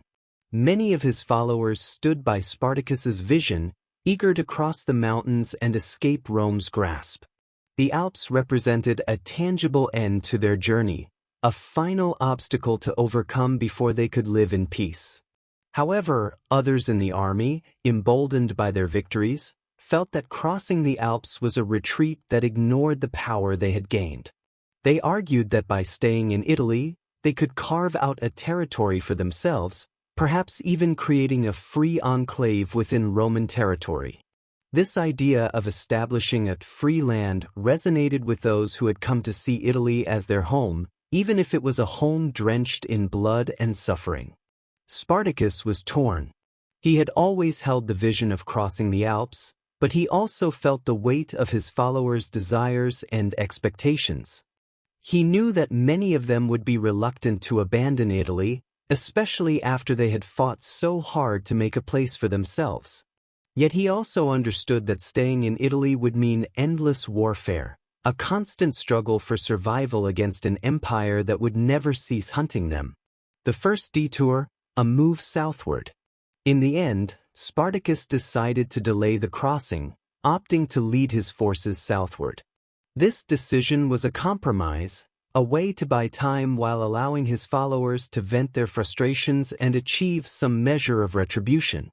They would raid Roman estates, disrupt trade routes, and continue to build their forces as they moved. Spartacus hoped that this southward campaign would satisfy those who sought revenge, allowing the army to rally around a unified goal before making the final push for freedom. As they marched southward, Spartacus's forces continued to grow. Enslaved people from all over Italy heard of his victories and flocked to his banner. The army became a moving symbol of defiance, a force that embodied the hope of the oppressed. They raided Roman estates, liberating those held in bondage and distributing wealth and provisions among their ranks. Spartacus's followers felt, for the first time, the sense of power and agency that had been denied to them under Roman rule. However, this detour also had consequences. It signaled to Rome that Spartacus might be seeking a more permanent presence in Italy, perhaps even an open challenge to Roman authority. The Senate, realizing that Spartacus was not simply fleeing but actively defying their rule, intensified their efforts to eliminate him. Rome's patience was wearing thin, and they would soon turn to the most ruthless means available to end the rebellion. The price of delay. While the southward campaign allowed Spartacus's army to consolidate and grow, it also allowed Rome to prepare.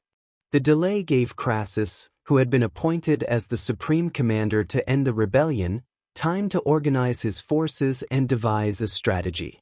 Crassus was a man of immense wealth and ambition, and he was determined to succeed where other commanders had failed.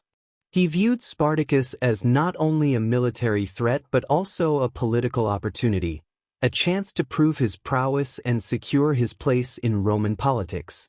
Crassus implemented harsh measures to strengthen his army's resolve, instilling a level of discipline that would prove difficult for Spartacus's forces to overcome. He ordered decimation for units that retreated or showed cowardice, sacrificing every 10th soldier in a brutal display of authority. Crassus's approach was ruthless, but it ensured that his army would fight with unrelenting determination.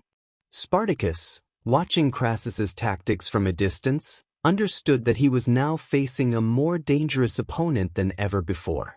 Reigniting the vision of freedom.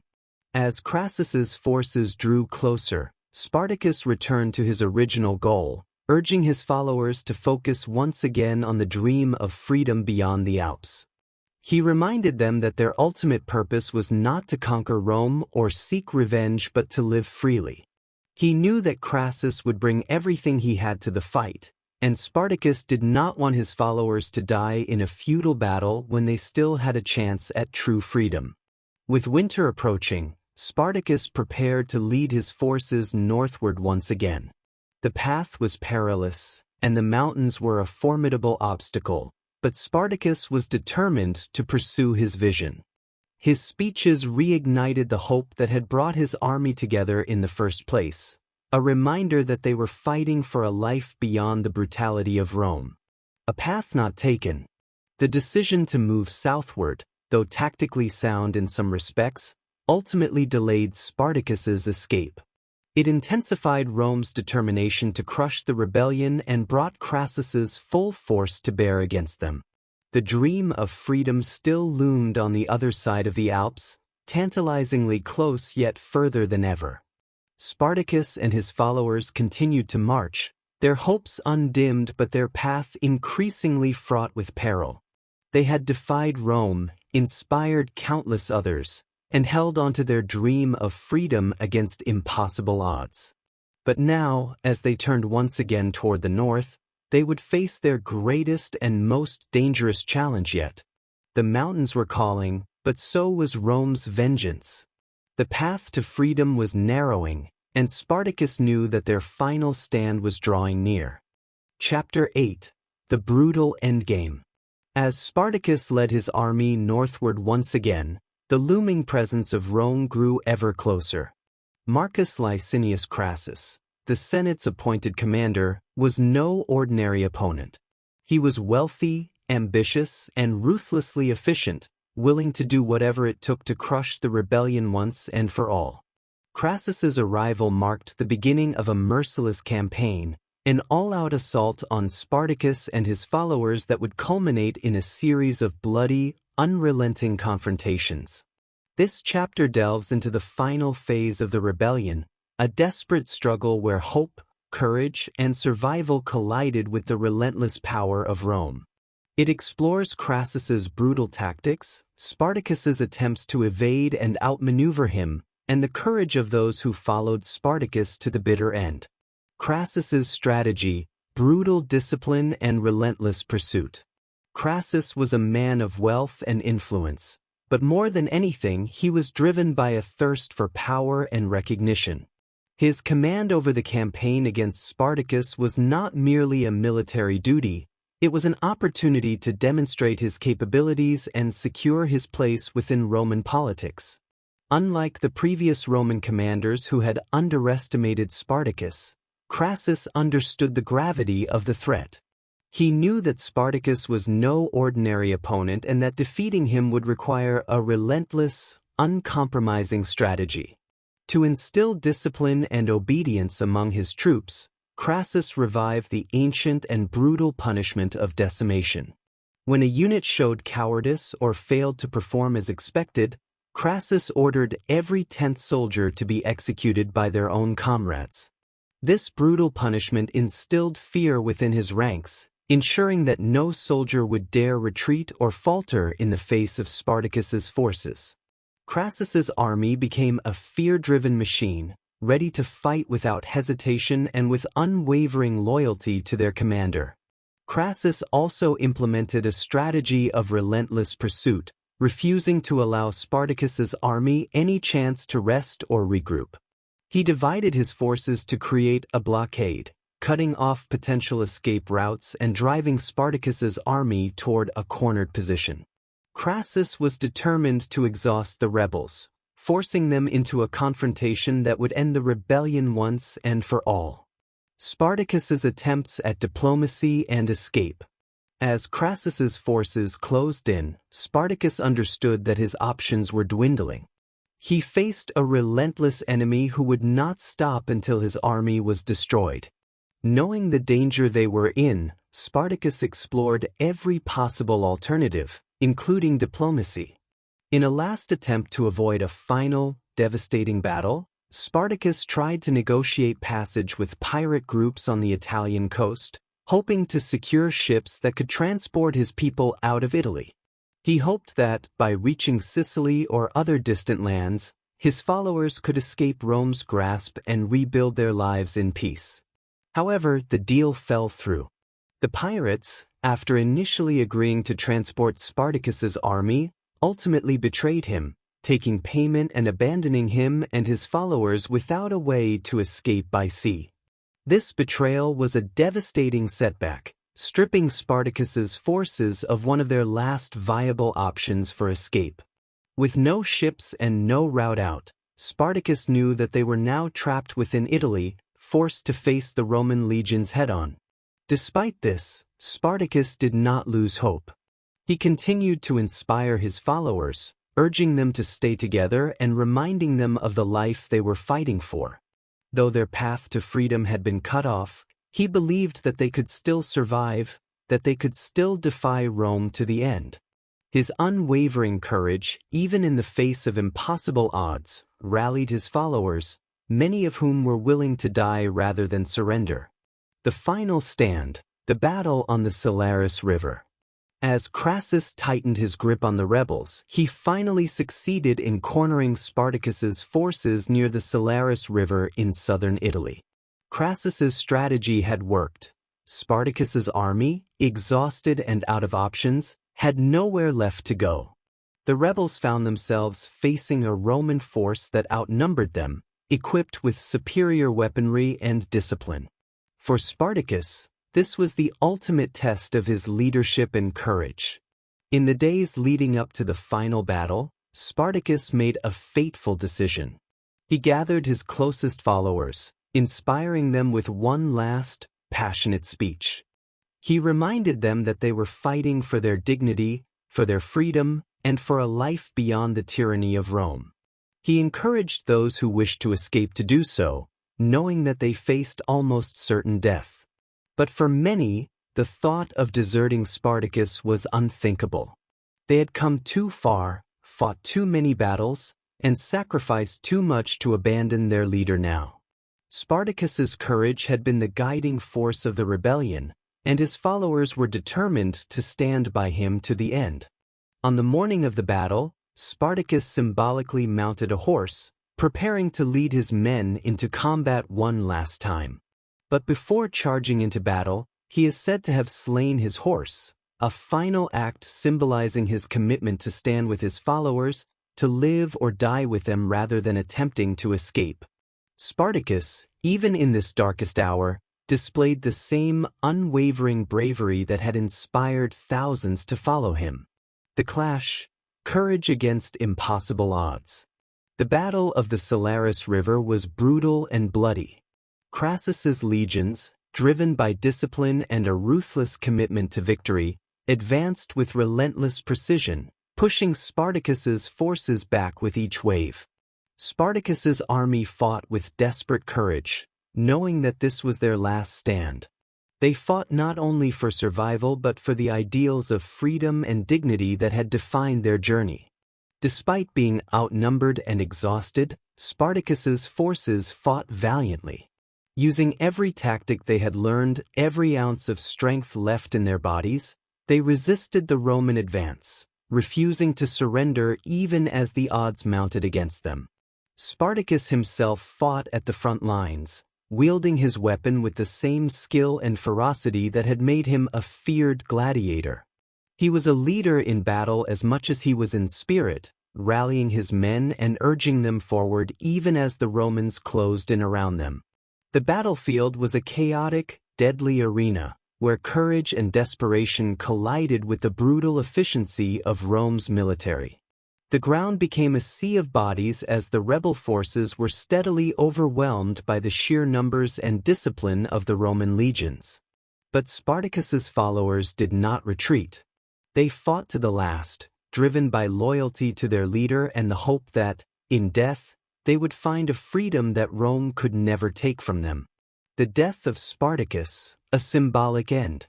According to historical accounts, Spartacus was killed in the heat of battle, surrounded by his enemies. His body was never found, lost among the thousands who had died that day. His death marked the end of the rebellion, but his legacy was already immortalized. Spartacus had defied the mightiest empire of his time, leading a movement that inspired thousands and terrified the Roman elite. Though Rome had crushed the rebellion, they could not erase the memory of Spartacus, the gladiator who became a symbol of resistance.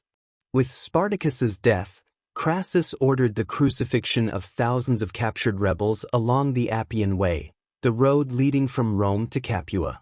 The site was meant as a warning to others who might dare to challenge Rome. The bodies of Spartacus's followers lined the road for miles, a brutal reminder of Rome's power and the cost of defying it. But to many, these men were not merely criminals. They were martyrs, people who had fought for a chance at freedom and died rather than return to a life of servitude. The legacy of Spartacus. The rebellion may have been crushed, but Spartacus's spirit endured. His life and his struggle became a source of inspiration for generations to come. To the oppressed, the marginalized, and those who lived under tyranny, Spartacus was a hero, a symbol of courage and the unyielding human desire for freedom. His name echoed through history, a reminder that even the greatest empires could be challenged by the resilience of those they had oppressed. Spartacus's legacy extended beyond the battlefield, influencing later revolts and inspiring countless movements that sought justice and equality. His story became a testament to the strength of the human spirit, an enduring reminder that even in the face of impossible odds, the fight for freedom is never in vain. In the years that followed, Rome would continue to face challenges and unrest, but the memory of Spartacus remained. He had shown the world that a slave, a gladiator, a man from the fringes of society, could become a beacon of resistance. His rebellion may have ended in blood and crucifixion, but his ideals lived on, carried by those who refused to accept the shackles of oppression. The price of freedom. The brutal end of Spartacus's rebellion underscored the heavy price of defying Rome, but it also revealed the power of hope, courage, and unity in the face of oppression. Spartacus's dream of freedom had inspired thousands to rise up, to fight for a life of dignity, even if it meant facing death. His death did not diminish the strength of his ideals. If anything, it immortalized them. Rome's victory may have restored order, but the empire could never silence the story of Spartacus. His rebellion, though ultimately unsuccessful in its immediate goals, left a profound legacy that would resonate across time. Spartacus's life, his courage, and his commitment to freedom became an inspiration for all who would follow, a reminder that even the most powerful empires are not invincible. Chapter 9. The Last Stand.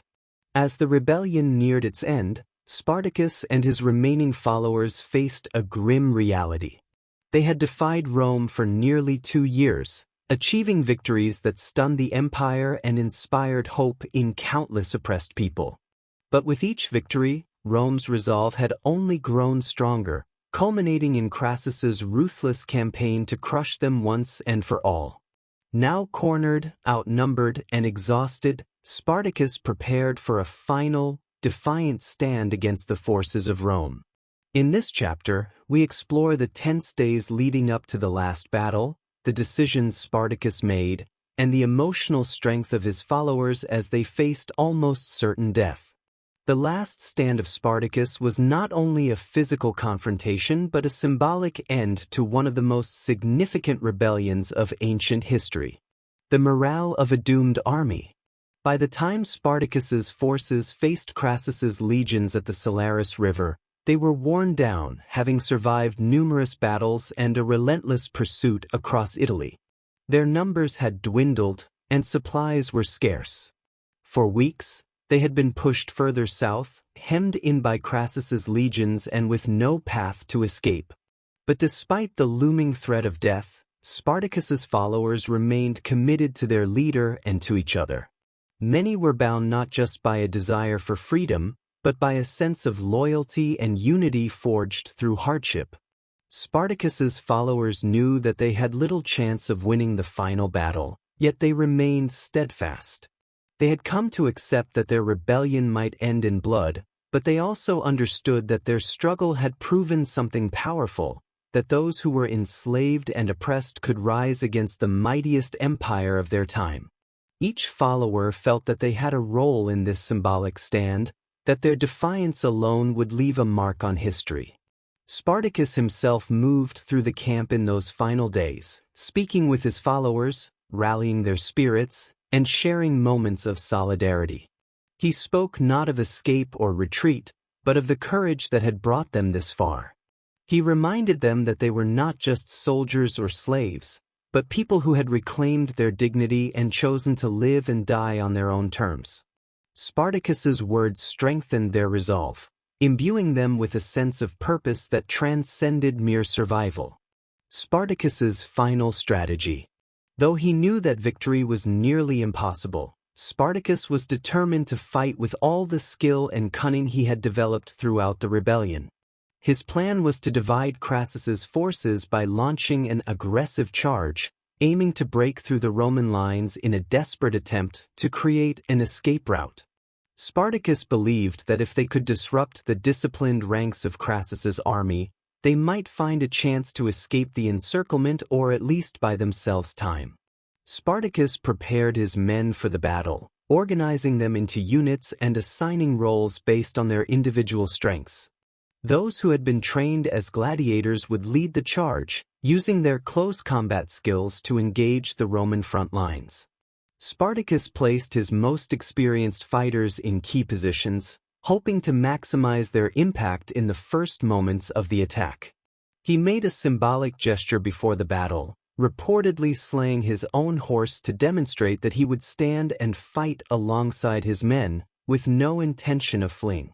By killing his horse, Spartacus sent a clear message to his followers. He would face the same fate as they would, whether that meant victory or death. The sight of their leader dismounting and pledging to stand with them moved his followers deeply, cementing their loyalty to him in their final hours. The battle begins. A charge of defiance. At dawn, the rebels launched their final charge, with Spartacus at the forefront. The sight of Spartacus, armed and leading his followers directly into the heart of the Roman legions, was a powerful image, one that would be etched into the memories of those who witnessed it. The rebels, outnumbered and poorly armed compared to the disciplined legions, advanced with a courage born of desperation and loyalty to their leader. The initial impact of the charge was intense, as Spartacus's forces clashed with the Roman soldiers in brutal hand-to-hand combat. The rebels fought with everything they had, displaying a ferocity that surprised even Crassus's hardened troops. Despite their lack of armor and superior weaponry, Spartacus's men used every technique they knew, employing a combination of gladiatorial skills and guerrilla tactics to hold their ground. Spartacus himself was a force on the battlefield, wielding his weapon with deadly precision and inspiring his followers to push forward. Those who fought beside him saw the same strength and courage that had led them to defy Rome in the first place. Spartacus moved through the ranks of his enemies, cutting down soldiers and rallying his men, determined to break through the Roman lines. The Roman counterattack. Crassus, however, had anticipated Spartacus's move. He was prepared for the charge and had positioned his forces to absorb the impact. The Roman legions, disciplined and fortified by years of training, held their lines under the assault, slowly wearing down Spartacus's forces. The legions began to close in, surrounding the rebels on all sides and forcing them into a tight, confined space. As the Roman soldiers pressed forward, the advantage shifted increasingly in their favor. Crassus's forces executed their tactics with ruthless precision, gradually breaking the rebels' formations and inflicting devastating losses. The rebels fought with desperate bravery, refusing to surrender, but they were overwhelmed by the sheer numbers and discipline of the Roman legions. Spartacus's dream of breaking through the lines and escaping grew fainter with each passing moment as the Romans closed their trap. Spartacus's last moments. Accounts of Spartacus's final moments vary, but historians generally agree that he fought to the very end, refusing to surrender or retreat. Surrounded by Roman soldiers, Spartacus continued to fight, cutting down enemy after enemy in a desperate attempt to keep his followers safe. His courage and tenacity in those final moments became legendary, as he demonstrated the same defiance that had defined his life and rebellion. As the battle reached its climax, Spartacus was eventually overpowered. His body was never definitively identified among the fallen, adding a sense of mystery to his final stand. To his followers, Spartacus's death was both a loss and a profound symbol of resistance. He had chosen to die in battle rather than submit to Roman rule, embodying the very ideals of freedom and courage that had driven the rebellion from the beginning. Even as the Roman soldiers swarmed over the battlefield, searching for any remnants of the rebel force, Spartacus's memory endured. For his followers and for future generations, Spartacus became an icon of defiance, a leader who had dared to challenge the might of Rome and had died rather than submit. His final moments on the battlefield were a testament to the strength of the human spirit and the power of a dream that could not be extinguished, even in death. The aftermath, a grim message from Rome. With Spartacus dead and the rebellion crushed, Crassus ordered the brutal punishment of the surviving rebels. He lined the Appian Way with the bodies of thousands of captured rebels, crucifying them as a warning to anyone who might consider challenging Rome. The sight was a grim reminder of Rome's power and cruelty, a stark display of the consequences of defiance. 4 miles, the roads were lined with the bodies of men who had once fought for freedom, a visual testament to the empire's unyielding authority. To Rome, the brutal display was meant to restore order and discourage further rebellion. But to others, it became a rallying cry, a symbol of the courage and resilience of those who had dared to fight. Though Spartacus and his rebellion had been defeated, their ideals lived on, inspiring generations to come. Spartacus's legacy. Though he had fallen in battle, Spartacus's legacy endured, shaping history and inspiring movements of resistance for centuries. He became a symbol of defiance against oppression, a reminder that even the mightiest empires could be challenged. To those who suffered under the rule of Rome and other tyrannies throughout history, Spartacus represented the possibility of rebellion, the hope that even the most marginalized could rise up and demand freedom. The story of Spartacus spread far beyond Rome, carried through the years by writers, historians, and storytellers who saw in his life a story worth preserving. To this day, Spartacus remains a symbol of courage and resilience, a figure who embodies the universal struggle for freedom and dignity. His life, his rebellion, and his final stand have inspired countless individuals, movements, and causes that sought to challenge oppression and reclaim human dignity. The eternal flame of defiance. The last stand of Spartacus was a defining moment, not just for his followers, but for history itself. Though his rebellion ended in blood and death, his legacy proved indomitable. Spartacus's life was a testament to the strength of the human spirit, a reminder that even in the face of overwhelming power, the fight for freedom is never in vain. Rome had won the battle, but it could not erase the memory of Spartacus and his followers. The ideals they fought for lived on, inspiring future generations to challenge injustice, to resist oppression, and to believe in the power of courage and unity. Spartacus's last stand was more than a battle. It was a declaration, a statement of hope, and a flame that continues to burn through history. Though he died on the battlefield, Spartacus achieved a form of immortality. He remains a hero to those who believe in freedom, a legend that endures as long as there are those willing to stand against tyranny. In the end, the true victory of Spartacus was not in the battles he won but in the legacy of defiance he left behind. Chapter 10: Spartacus's Legacy. Though Spartacus's rebellion ended in defeat, his story did not end on the blood-soaked fields of Italy.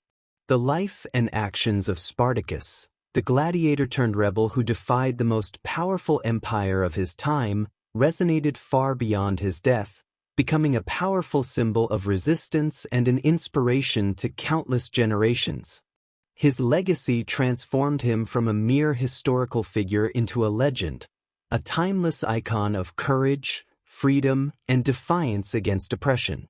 In this chapter, we examine the impact Spartacus had on history and the enduring power of his legacy. From the years following his rebellion to the modern era, Spartacus's story has continued to inspire those who seek justice and liberation. His legacy serves as a reminder that even in the face of insurmountable odds, one person's stand for freedom can inspire movements that change the course of history. Rome's fear of future revolts. In the immediate aftermath of Spartacus's rebellion, Rome was left shaken. The rebellion had exposed vulnerabilities in the empire's control over its vast enslaved population. For the first time, Rome's rulers saw the potential threat that lay within their own borders, a threat that could undermine the very foundation of their society. Spartacus's rebellion revealed that enslaved people, when united under a capable leader, could challenge the Roman legions themselves. To prevent further uprisings, the Senate enacted stricter laws governing enslaved people, increasing surveillance, and implementing harsher punishments for any sign of dissent.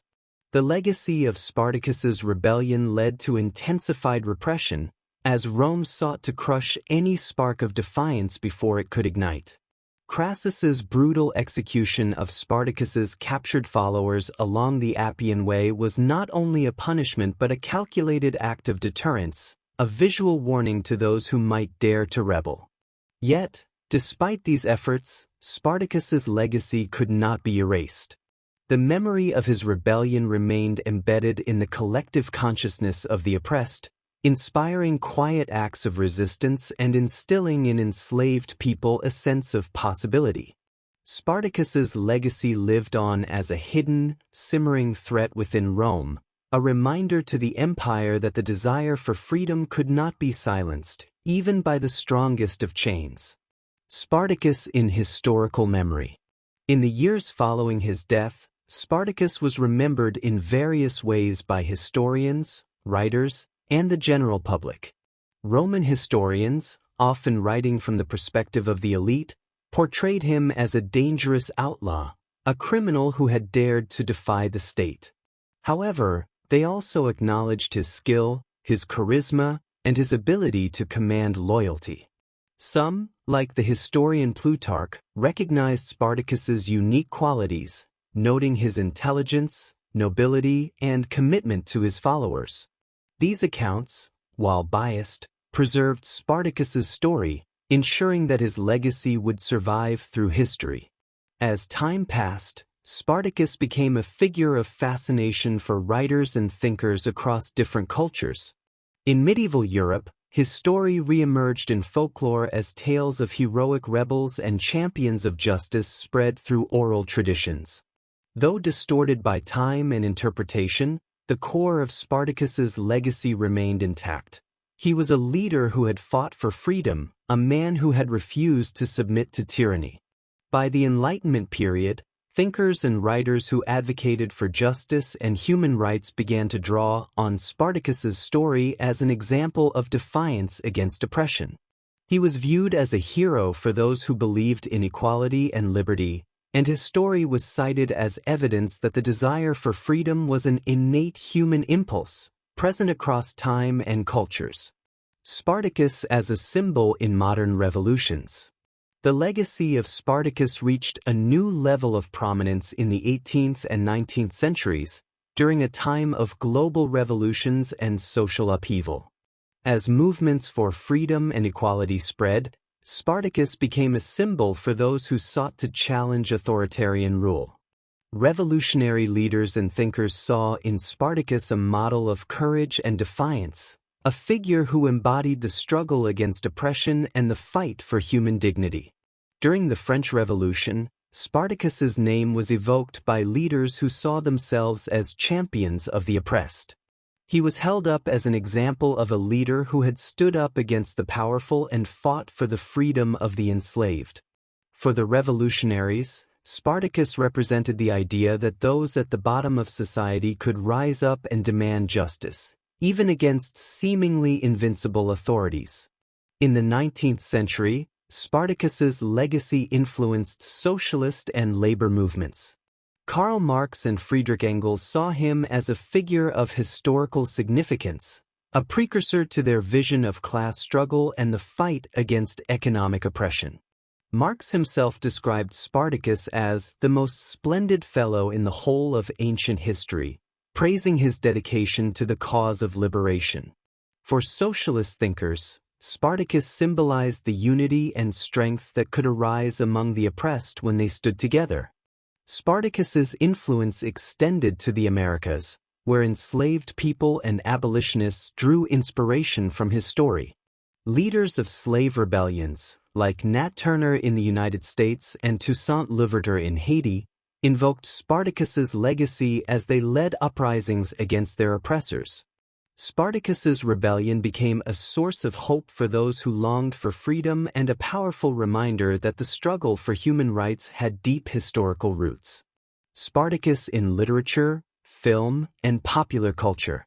In the 20th century, Spartacus's story was immortalized through literature, film, and popular culture, reaching audiences around the world. In 1951, the novel Spartacus by Howard Fast was published, painting a sympathetic portrait of Spartacus as a leader of the oppressed. The novel was written during a period of social and political upheaval in the United States, reflecting themes of resistance against exploitation and the fight for justice. Fast's novel became immensely popular and introduced Spartacus to a new generation of readers who saw him as a timeless symbol of courage. In 1960, Stanley Kubrick's epic film Spartacus, starring Kirk Douglas, brought Spartacus's story to the big screen. The film depicted Spartacus as a heroic figure, a man who stood against the brutal injustices of Rome, and it resonated deeply with audiences. The famous scene in which Spartacus's followers, when asked to identify him, each stand up and declare, "I am Spartacus," became iconic, symbolizing the unity and resilience of the oppressed.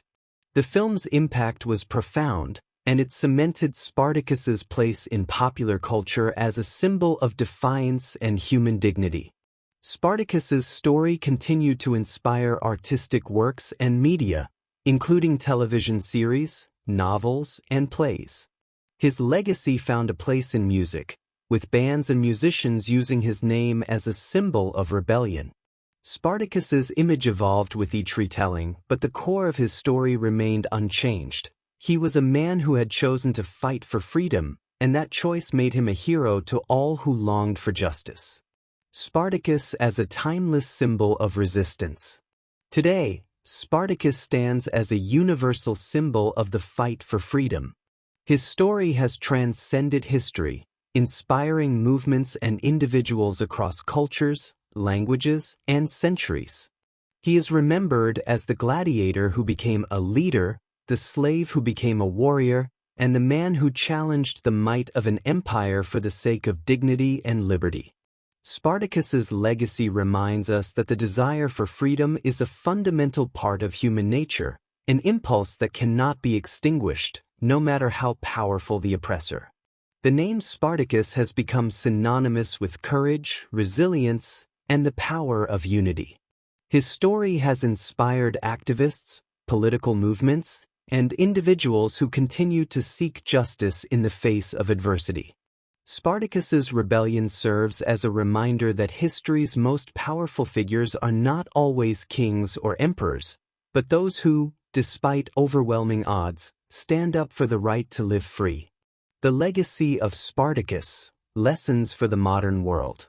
In a world still marked by inequality, exploitation, and authoritarianism, Spartacus's story remains as relevant as ever. His life and rebellion offer valuable lessons about the importance of unity, the strength of the human spirit, and the need for courage in the pursuit of justice. Spartacus's legacy challenges us to confront oppression wherever it exists and to stand in solidarity with those who are denied their basic rights. Spartacus reminds us that the fight for freedom is often long and fraught with sacrifice, but that it is a struggle worth undertaking. His life serves as a testament to the power of individual courage to inspire collective action, to the strength that can be found in unity, and to the resilience of those who refuse to be broken by injustice.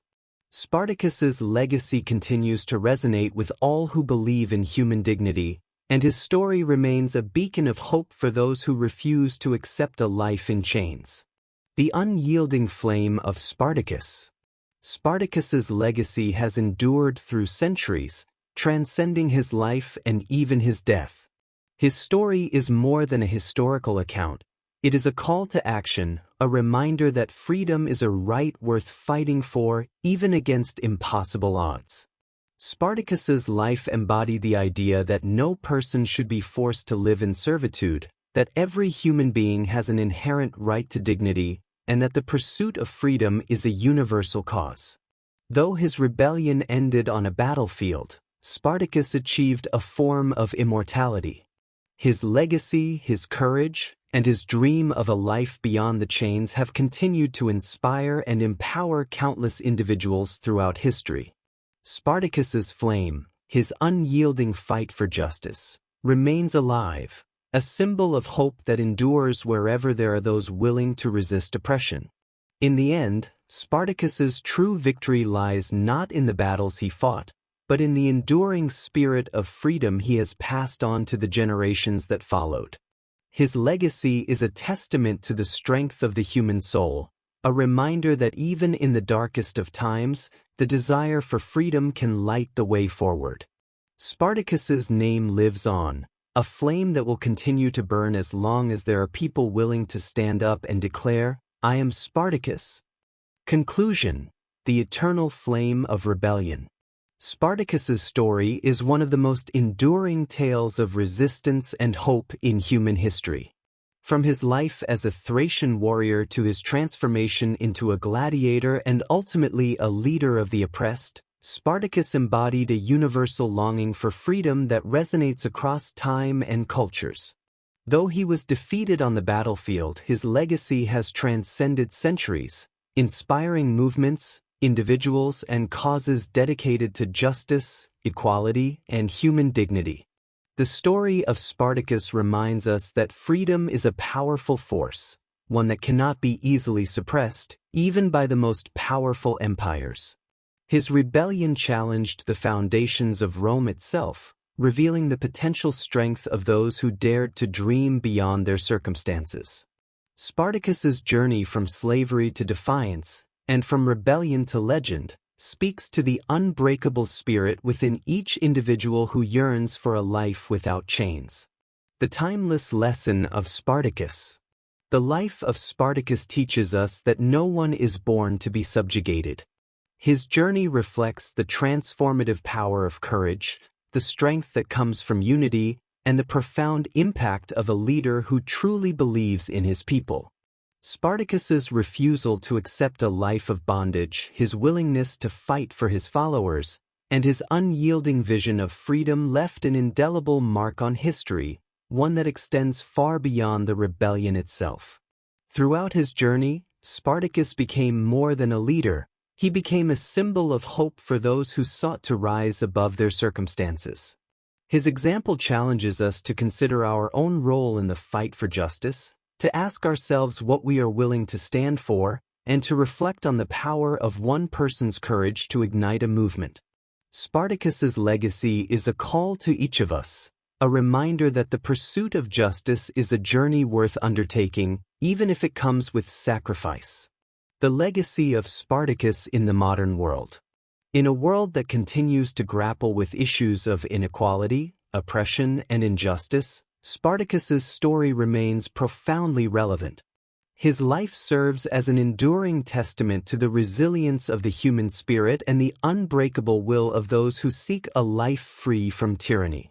Spartacus's story reminds us that even in the face of overwhelming power, it is possible to stand for what is right, to fight for dignity, and to inspire others to do the same. Spartacus's legacy encourages us to seek change, to recognize the strength that lies in unity, and to confront systems that deny individuals their humanity. His story is an invitation to remember the power of collective action, to believe in the possibility of a better world, and to recognize that freedom is a right that belongs to all people, regardless of their circumstances. A beacon of hope and defiance. Though centuries have passed since Spartacus walked the earth, his name remains a beacon of hope and defiance. His legacy is not confined to the pages of history but lives on in every act of resistance against injustice.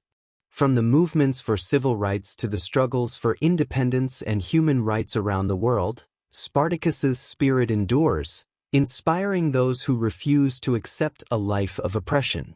His story is a reminder that the fight for freedom is not limited by time, that each generation can draw strength from the courage of those who came before.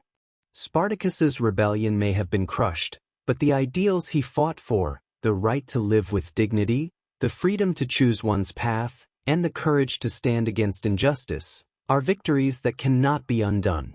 His spirit lives on in those who continue to challenge the forces of oppression, proving that even in the darkest of times, hope can be a powerful weapon. The flame that cannot be extinguished. In the end, Spartacus achieved a form of immortality not through conquest or wealth but through his unwavering commitment to freedom. His story lives on because he showed us that the strength to resist lies within each of us, that no one is truly powerless, and that even a single act of courage can echo through history. Spartacus's life is a testament to the idea that freedom is a flame that cannot be extinguished, no matter how fiercely it is opposed. The legacy of Spartacus is a reminder that the fight for justice and dignity is eternal, that the human spirit is capable of rising above even the most dire circumstances. Though Rome defeated his rebellion, they could never extinguish the ideals that Spartacus embodied. His memory lives on as long as there are those who believe in the power of freedom, who dream of a life beyond oppression, and who are willing to stand together in defiance of injustice. Spartacus's story has been told and retold across the centuries, evolving with each generation but retaining the same essential message, that the pursuit of freedom is an inherent part of the human condition, a cause worth fighting for, and a light that will never fade. The flame of Spartacus burns still, inspiring all who seek a world where every individual is free to live with dignity and purpose. Final words: the immortal legacy of Spartacus.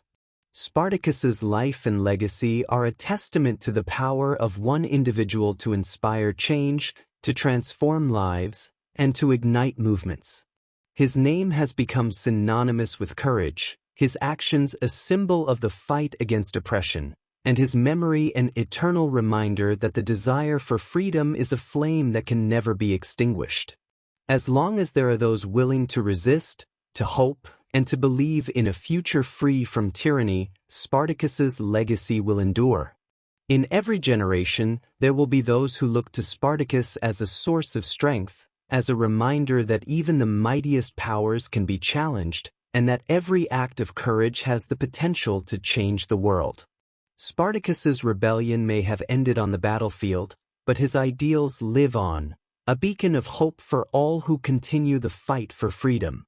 As we remember Spartacus, we honor not only his struggle but the struggles of all those who have followed in his footsteps.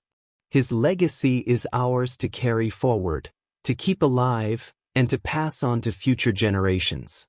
For as long as there are those who seek justice, who stand up for the oppressed, and who believe in the power of unity, Spartacus's spirit will remain an indomitable force in the story of humanity.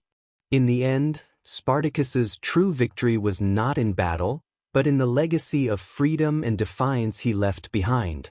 A legacy that reminds us, in every age, that the desire for freedom is a flame that can never be extinguished.